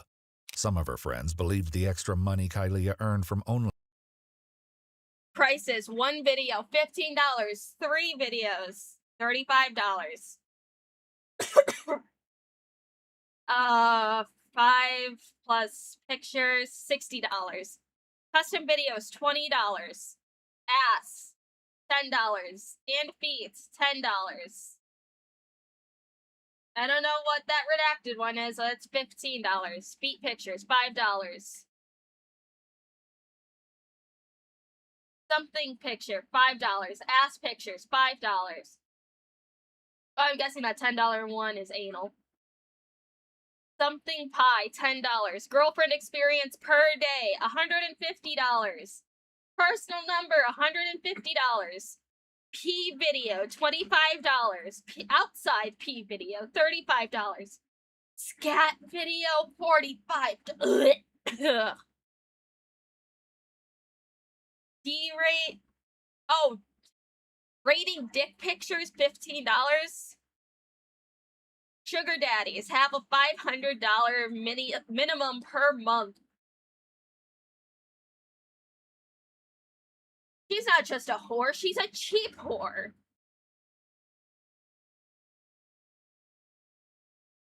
Jesus Christ. She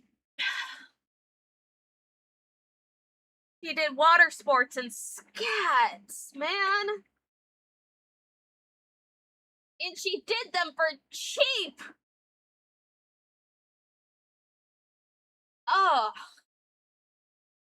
Welcome back, hope you've been well. I've been fine, but I torment myself by coming back and watching this.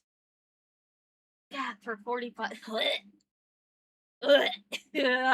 Gross. fans may have been used to feed a dangerous habit. I don't know. She was always manic, it seemed. She seemed like she was always a little, like, whew, like on something, it seemed like. Always. She would have parties. She would be doing cocaine on the table in the kitchen. while the baby was in her room.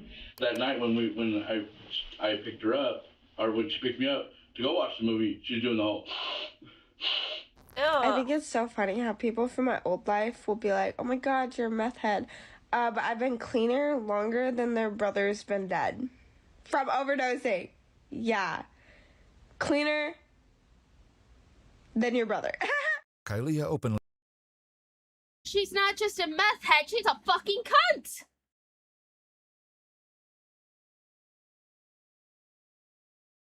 Oh, I hate her. Admitted to some drug use with the detective, offering her own explanation for it. So I've always been a stoner throughout all of this, like throughout all of it. Stoner.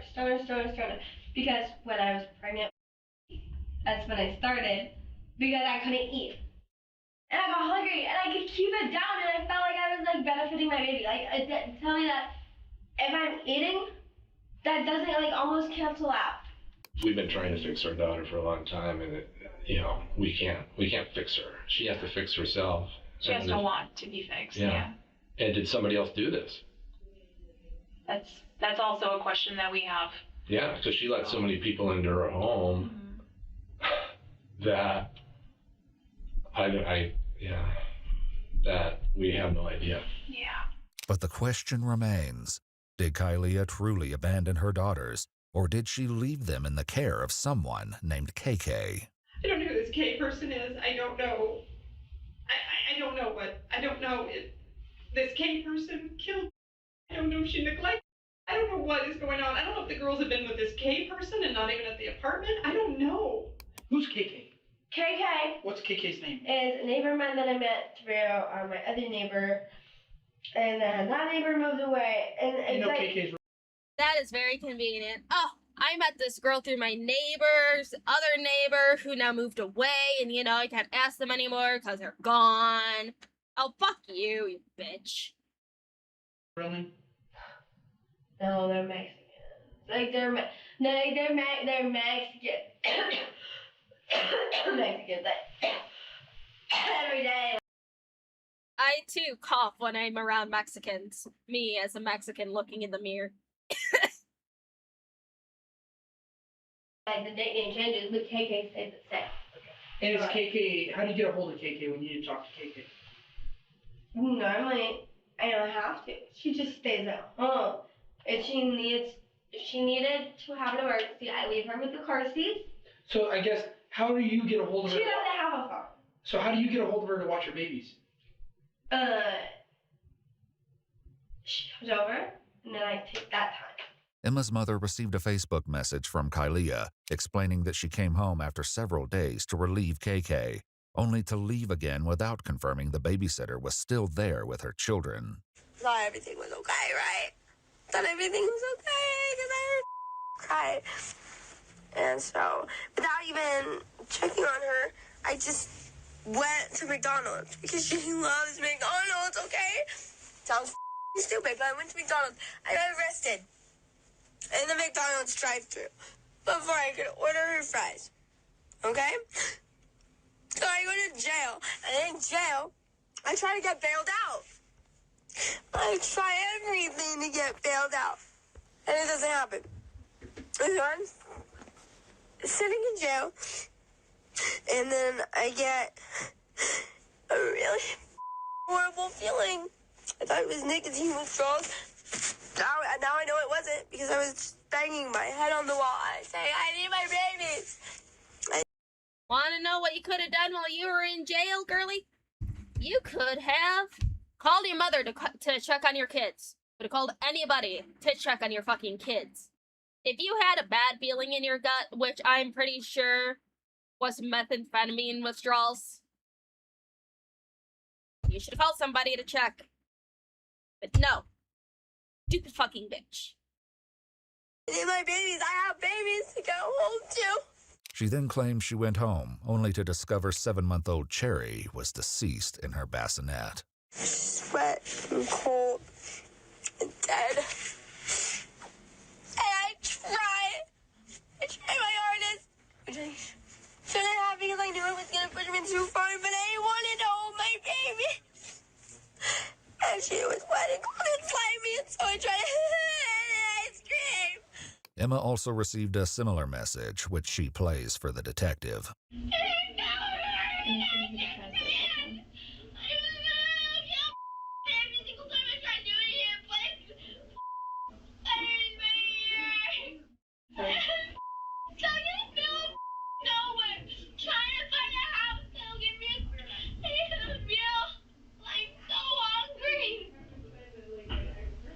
Her concern, if I had found my, okay, this is just my opinion. Y'all cut this out. But if I found my daughter dead, I would not be hungry. That would not be my concern.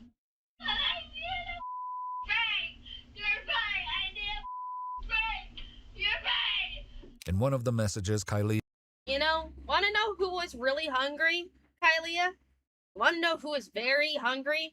Your children. Your children were very hungry.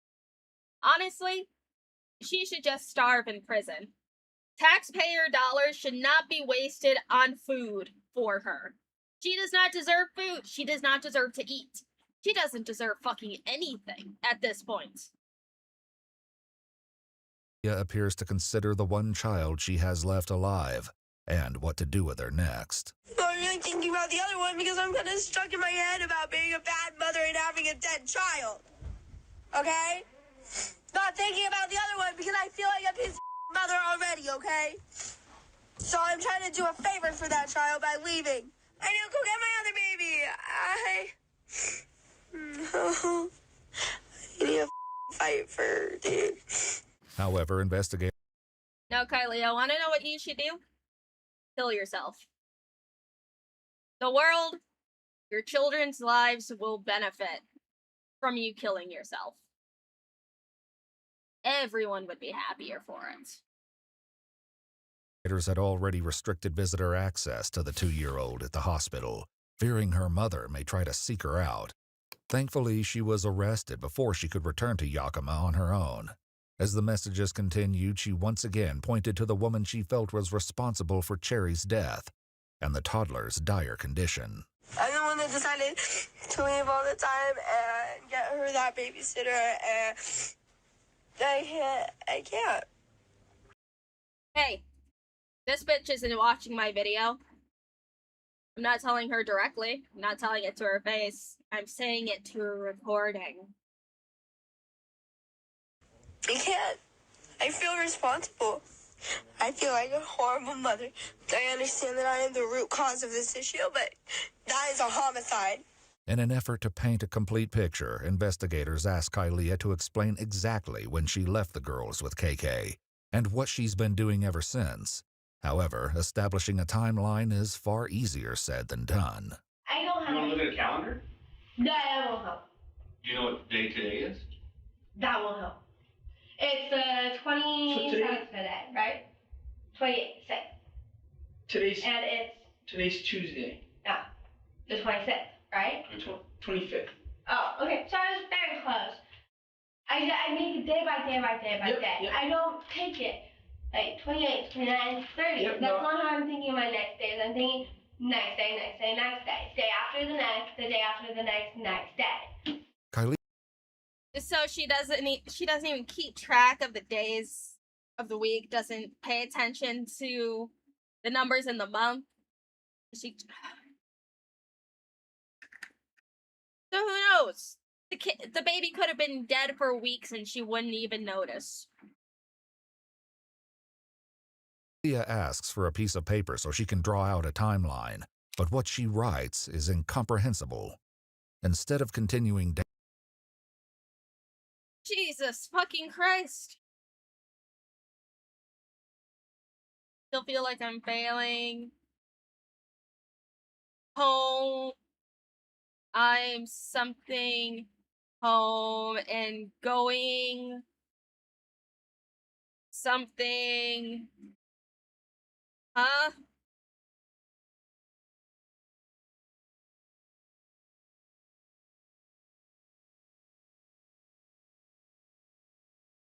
The fuck is this?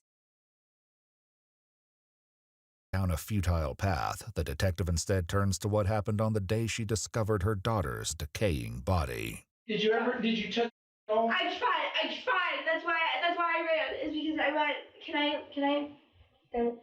I went like that, and then I saw a toy. And I went, ah! And I immediately. I've never touched a dead body. Okay. I know hood rat shit, but I'm not like an actual hood rat. So at that. At this point, you're lower than a fucking hood rat, man. At least hood rats have some point of their fucking lives together. How did you know he was dead? Cause she traumatizing face. You know that face when you see it when you know your child's face. How long you been? I don't know. I do not. No, I saw it. I saw it dead. Did you check? I heard. I don't like that sentence. I don't like that sentence. I saw it. I saw it. I don't like that sentence right there.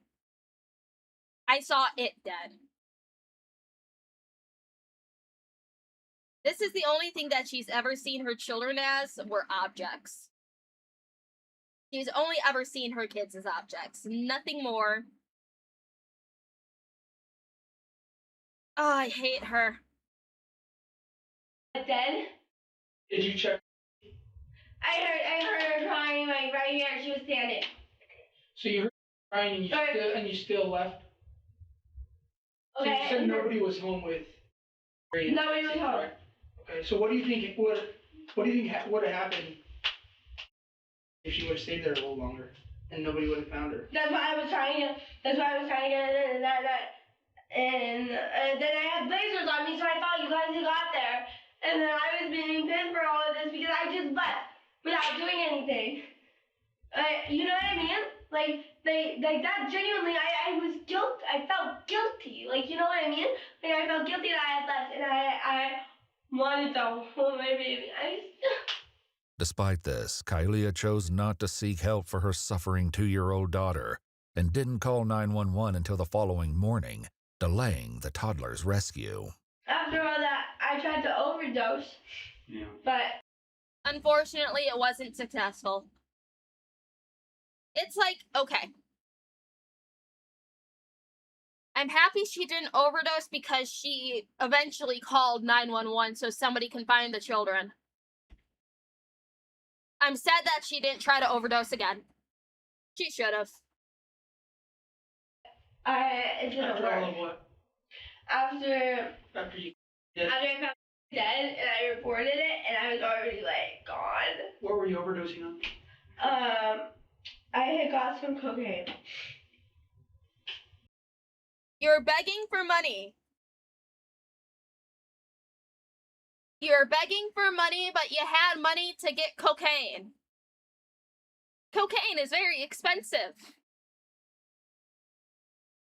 You were begging for money, but you got cocaine. Okay?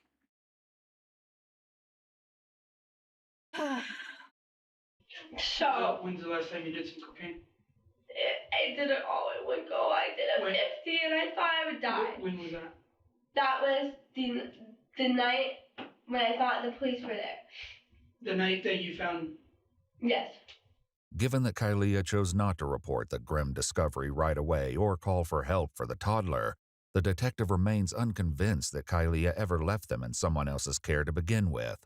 In a shocking twist, while interviewing friends of Kylia's, investigators came across a woman named Kara, whose answers to their questions finally reveal the truth of KK's identity. Were there times that you watched her kids? There was one time that she had me watch her kids, and it was in like the middle of the night, and they were sleeping. Okay. But they were both alive then. Yeah. Did you ever what name did you go by when you were? My name. Yeah. They call you anything else? Yeah, KK. KK. Okay. However, this interview took place at the Yakima County Jail, where Kara has been in custody for the last 3 weeks. So here's a silly question. I'm going to ask it anyway. You were arrested on the 4th, right? You haven't left here, right? And so you didn't go out for a weekend and come back? Okay. So you didn't watch her kids last weekend? No. Okay. Just making sure. This revelation tears apart Kylia's story that she ever left the children in KK's care.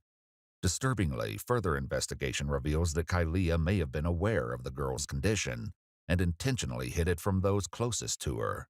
According to her parents, they visited Kylia at her house on Sunday, February 23rd, just 2 days before the girls were discovered. But before they arrived, she sent her mother a text. I'm sorry, I don't know why my hand's shaking. No, you're okay. She said, okay, I was in bed, she was tired, so the kids are asleep, basically, and not verbatim, but you can read the text if you want. According to police records, the text message reads, "She just took herself to bed and cried at the door for me until I let her into her crib, and then she lay." Okay. I like reading these whole things. At 17:22 hours, Blair told Kylia that they were on their way. Kylia responded indicating she thought they would be going to a residence at 1900 hours. Kylia then asked if they could bring plastic stackable bins. Blair then advised that they should be done cleaning by 1925 hours. Kylia text messaged Blair, quote, he just took herself to bed and cried at the door for me until I let her into her crib and then laid down. So much stressful night. Man, this text message. That was just really out of the usual and sweet. Based on the information in this message, it was clear that she was referring to redacted. There are no additional messages sent by Kylia, and this was the evening that Blair and Kelly had went to her residence and did not see the children. Monday, February 24th, Blair sent a message to Kylia at 8:20 asking to call her if she gets the children today. After she gets the children to daycare, and there was no response. Blair messaged again at 10:25, asked why Kylia's phone was off again. There was no text response until 16:48. When Kylia responded, "It's not, and I'm Adams." Blair asked if the girls went to daycare. Down. That was really just out of the usual and sweet. Kylia's parents arrived at the apartment and visited with her for 10 to 15 minutes. But as the children were supposedly asleep and Kylia wasn't behaving out of the ordinary, they never once entered their bedroom. If I had had an inkling of any problem, if I would have had to bust the bedroom door down, I would have. There was nothing. There was nothing. The grandparents had no idea that one granddaughter was physically decaying in her bassinet, while the other was slowly wasting away behind the closed bedroom door. I'm so mad we didn't take those girls. It's difficult. Oh, God. You assume the best. No, you would have known this. The detective lays out a photo, forcing Kylia to confront the images of her 2-year-old daughter's emaciated body. Don't.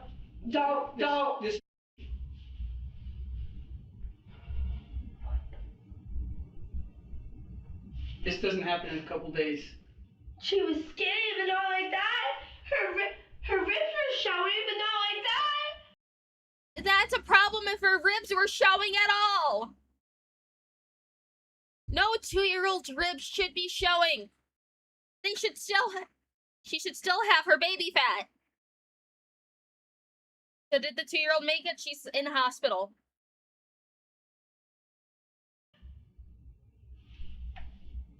She was not even fat at all. This is caused from neglect. She was skinny.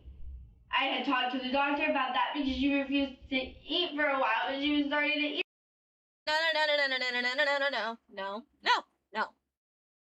No 2-year-old just flat out refuses to eat absolutely anything. Eating disorders don't start till they're teenagers. Toddlers are that age where they put literally anything in their mouths. Food and otherwise. So no, you're keeping food from that poor fucking baby. Yeah, that's why I was getting her withdrawn. She was skinny, but not like that. She had diaper rash down there. The diet was... I don't want to see that baby. I want to see her baby. I'm not going to show you that baby. that she wasn't changed at all from my dad's inspection when I came home and everybody was sleeping. That is what I thought. That's what I thought, and now I'm scared. Now I'm scared. It was maybe dead then because I didn't hear her cry. Yeah, this happens over I know. weeks, not days.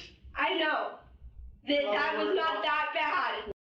Can toddlers recognize rotten food? I mean, I don't know.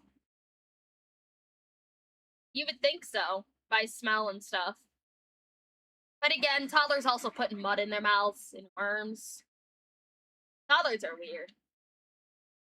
While they were in your care. That was not that bad at all. Though the detective is far from finished with Kylia, he makes the decision to take a short break. I'm going to give you some time to look this over and talk about that. We went really skinny. And I can show you We're going to that. go step outside real quick, okay? I don't know what you want me to do. Just look at these pictures. I get it. It's really traumatizing. I understand. Man, wanna know who that's traumatizing for? Your baby. It's very traumatizing for your fucking baby. Nobody gives a shit about you. Ugh. I know that my kids so you're just gonna leave me with it. We'll come back right now, okay? You can turn them over if you like. It's traumatizing to do to others. I understand my kids got skinny, but they... No! Your kids just get skinny. Yes, there are conditions that cause children to be very skinny. Because that's a thyroid issue. What is it? Hyperthyroidism causes kids to be very skinny. But that is a whole nother fucking level of bullshit. Like that. They were like that. They were sunken in like that and pushed out like that.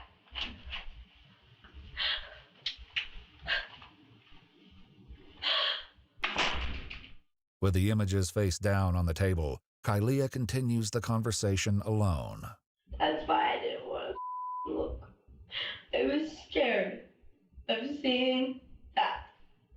After seeing a dead child. Traumatizing. Dragging in the camera at this point, I don't know what to do.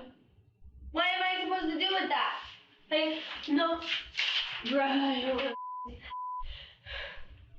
I was scared of seeing that. I don't want to be here right now. I want to shelter. You know? As the horrifying truth sets in, Kylia's abandonment of the girls comes as no shock to her ex-boyfriend, Rock, who drops a bombshell admission, revealing that this isn't the first time Kylia's actions have led to the death of a living being. After we broke it up, I got news that she let the dog start. In December of 2023, police were alerted to 2 dogs left abandoned at Kylia's home. One was severely malnourished to the point her bones were visible. She was tangled in a pink harness with a part of the cable embedded into her neck and had to be cut free before being rescued by animal services. The other had already starved to death. When Kylia was questioned, she claimed the dogs belonged to her ex-boyfriend, and after they broke... Alright, let's read this. Asked Kylia if she had food and water for the dogs. Kylia advised that when she was dating Rock, she would buy food for the dogs, but after they broke up, she stopped buying or providing the dog with anything. Kylia advised that the only time she fed the dogs was that one time after Thanksgiving, because she had food left over. Kylia stated she was not going to buy the dogs food or provide them with water because they were not her responsibility. She stopped providing the dogs with any food or water, claiming they were not her responsibility. Now, 2 years later, her own 2 children face the same tragic fate. What do you think happened? In my eyes, I think she stopped. I don't exactly find it hard to believe that she just walked out and never came back. I really don't want that to be true. During Cherry's autopsy, the infant was determined to have been severely malnourished and dehydrated, to the point that her fingers appeared mummified. But how long she's been deceased is still in question. When detectives return to speak with Kylia, she continues to cling to the impossible story that she left her girls in KK's care. To narrow the timeline of Cherry's death, they briefly entertain the claim, asking how long ago she believes she left the children with the babysitter. It would be 6 days. And I didn't mean to make it 6 days. I went to jail. Her admission aligns with statements made by the neighbors, who confirmed the last time they heard the baby cry was approximately a week ago. Okay, that statement alone, the last time they heard the baby crying was a week ago. I don't know how the neighbors didn't say anything either. What the fuck? We've talked to multiple people who said they've constantly heard your kids crying every day, and they haven't heard your kids crying for over a week now. Do you know how long a week is? Yes. Their diapers weren't changed. He posted this. February 21st, 2025. Jesus Christ. Nobody was watching. Horrible. Nobody I'm was not watching them. And I up. And it's my fault that I trusted her. So ultimately it's my fault. I'm sorry. It's okay. Though investigators were unable to pinpoint the exact date of 7-month-old Cherry's death, the truth of what caused it is undeniable.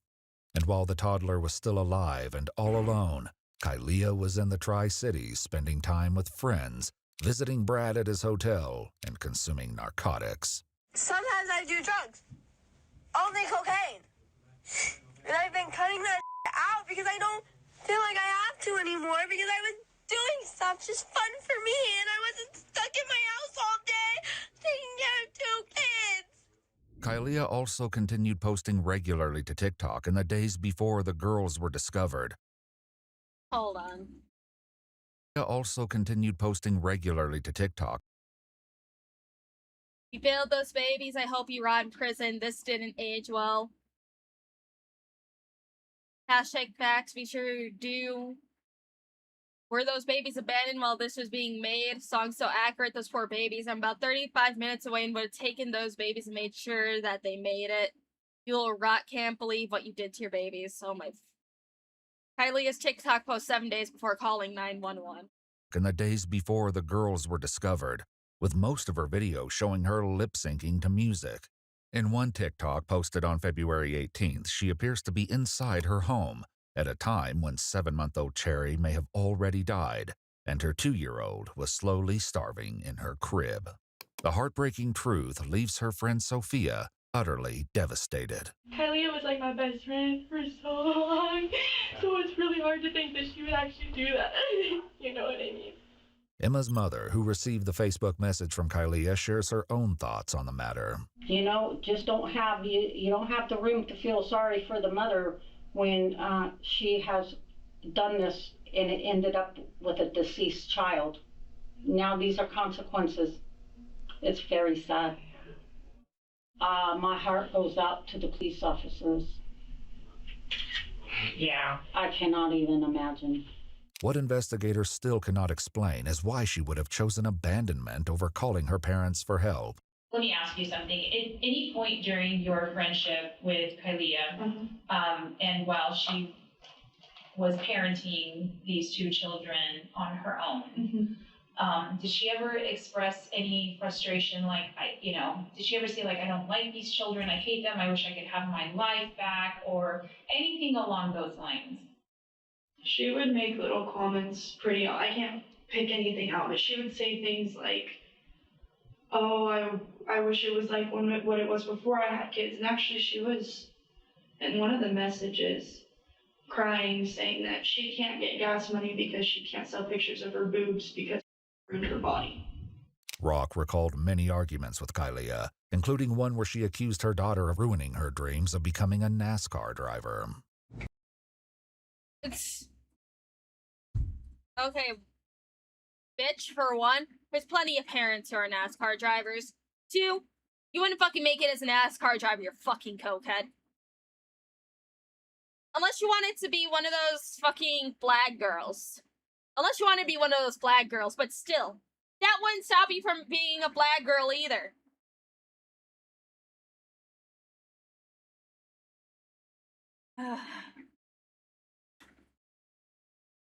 Fucking. Do you think she wanted to be a mom? No. I mean, there was times where, you know, she'd be like, I need a moment. I need a moment with my girls. And I'd be like, okay. And there was times where she'd be like, I have to walk away. I can't do it anymore. Kalia is completely selfishly motivated. Okay.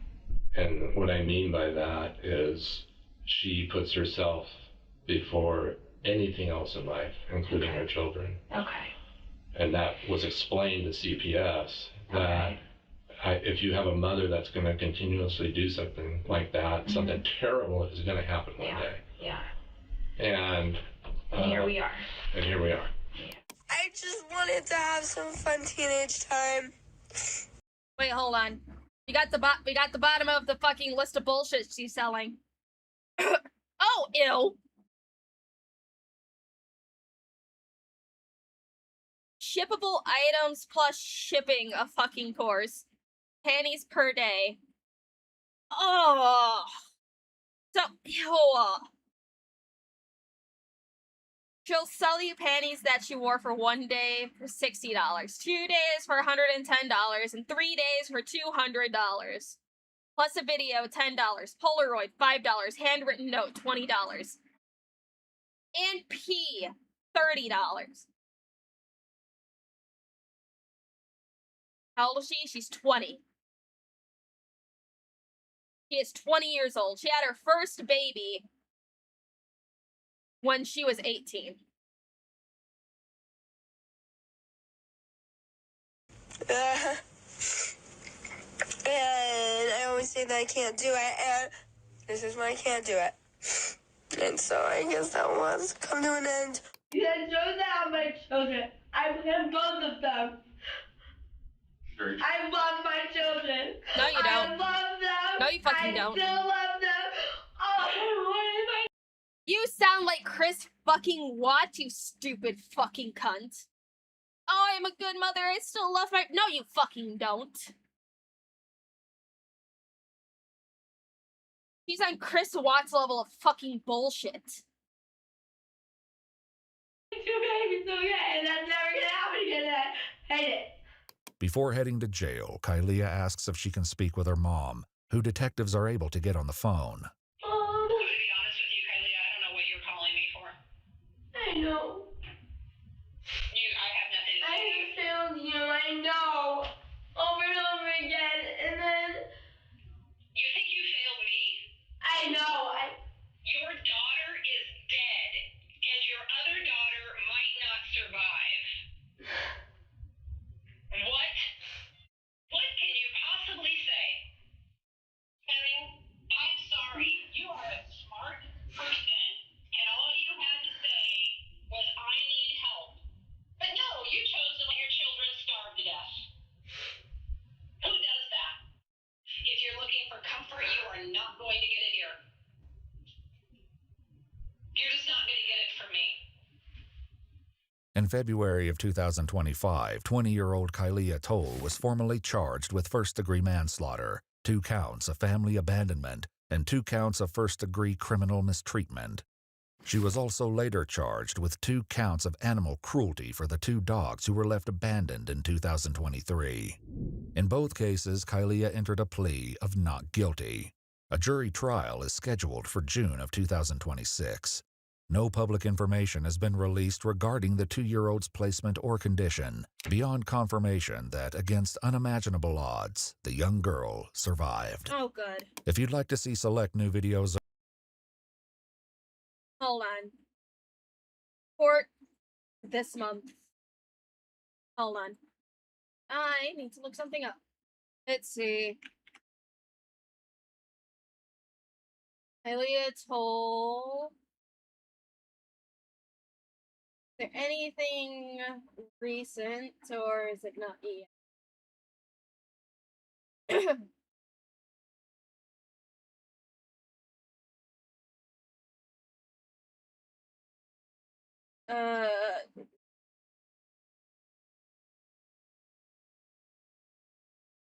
Let's see.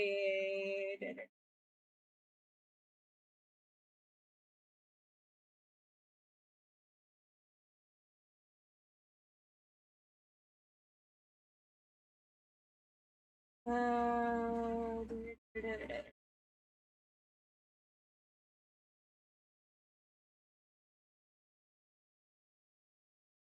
let's see. Nothing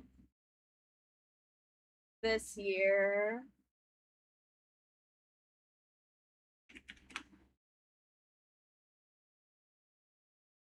It's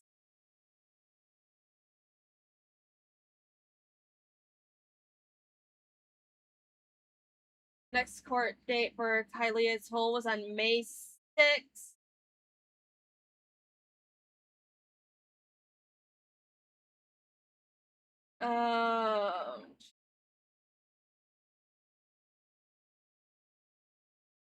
You know, as soon as we see any updates with this, I'm probably going to keep an eye on this for any updates. And as soon as we get a proper sentencing, I'll probably bring this case back up.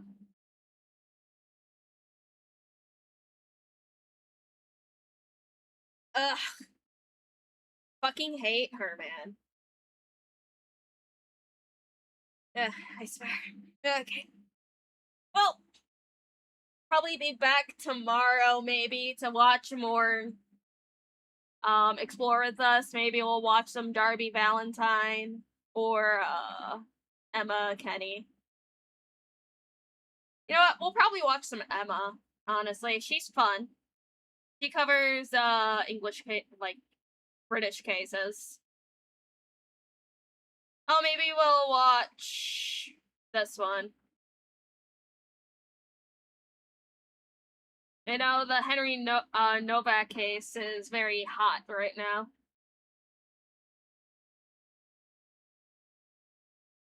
Alright, anyways, let me see if I can read out to you.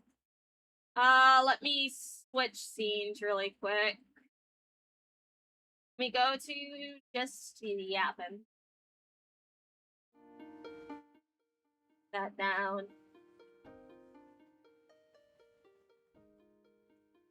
Okay, yeah, I'll turn that down. Move me over. Okay, there we go. Alright. Let me find somebody to read out to.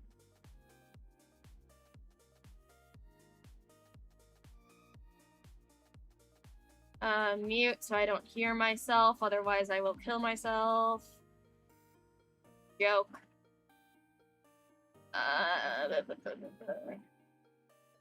Oh yeah, I'm streaming on Twitch too, so I gotta find something to rate on Twitch!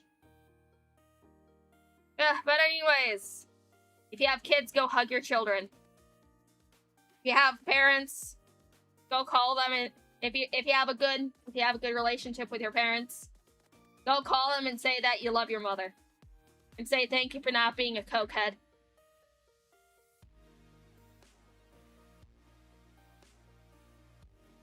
Todd, hi! Oh, it's been a fucking minute. How have you been? You know what? I'm gonna yap at you on Discord, Todd. I miss talking to you. Let me see who's live on the YouTube.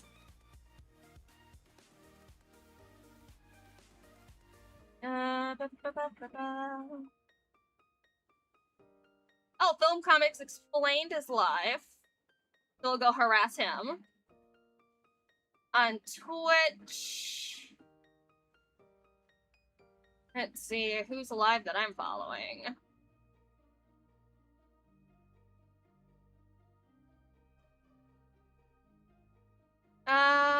You know what? We will raid over to Mari Mari.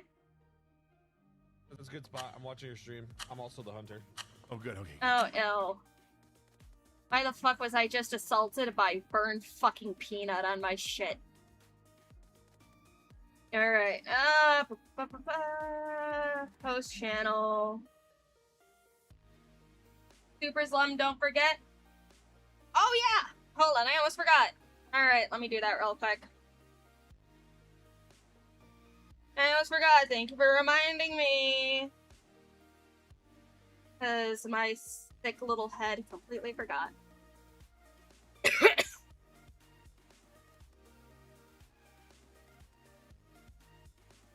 Alright, Shadow Walker, thank you for being a member for 22 months. Hi, LumLum, glad to see you stream and hope you're doing well. I am dying.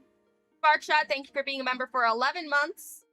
Mr. Vegeta, sadly, all I can give disability sucks hard. Hey, you're not required to support me. Just you watching throws pennies at me. And then I have to say ouch every time one hits me in the face. Samurai Knight, Footfish is back. Arch will suffer during Archcast. He has been sending me feet pictures almost every day for weeks. He torments me.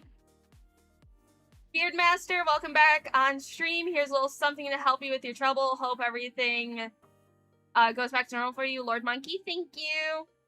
Money for the Lumpfish. Hope that the Lump family is doing well. Lump family is doing very well. It is summer break now. Lion Fan, thank you for being a member for 15 months. Glad to see you back, LumLum. Thank you. I don't know how to pronounce your name. Welcome back. Thank you. Internet Zen Master. Welcome back to the madhouse that is online social media, LumLum. I hate it. I am Buren. Holy shit, Lumi's alive? Yes. Let's see. Don't know how to pronounce your name. Lumi lives. Are you going to be on Archcast again? Probably. Magma Fox, thank you for being a member for 18 months. Jesus Christ. How's the fish? The fish is good. Sunny Days, damn, I'm older than a sea monkey. Everyone's older than sea monkeys at this point. Nameless, coin for the broke fish. The broke fish appreciates it. Tanner, new Lumi tune for you to play on stream. All shall fear Lumponi. She comes for your screams and your feet. You guys have been making a lot of lore about the Lumponi.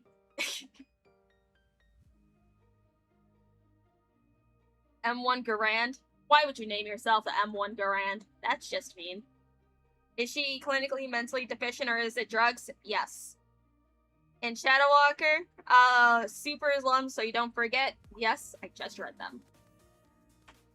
Anyways, thank you so much for joining, everybody. I really appreciate it. I don't have anybody that I'm really following on Kick. Let me quickly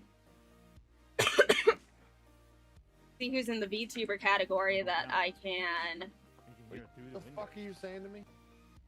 I can raid out to. Oh, I seen myself. That was a jump scare. I don't know any of these people. You know what? Fuck it. Oh, that's a Spanish speaker. That's a Spanish speaker. That's a Spanish speaker. Oh, here we go. We'll go to... I don't know who this person is, but she seems nice. Hold on, let me say hi to Jekyll. Oh my god. You mute that. Copy name. Post channel. Not twice. Alright. Thank you for joining, everybody. I really appreciate it. And I will see you guys probably maybe tomorrow. We'll see. Okay, bye!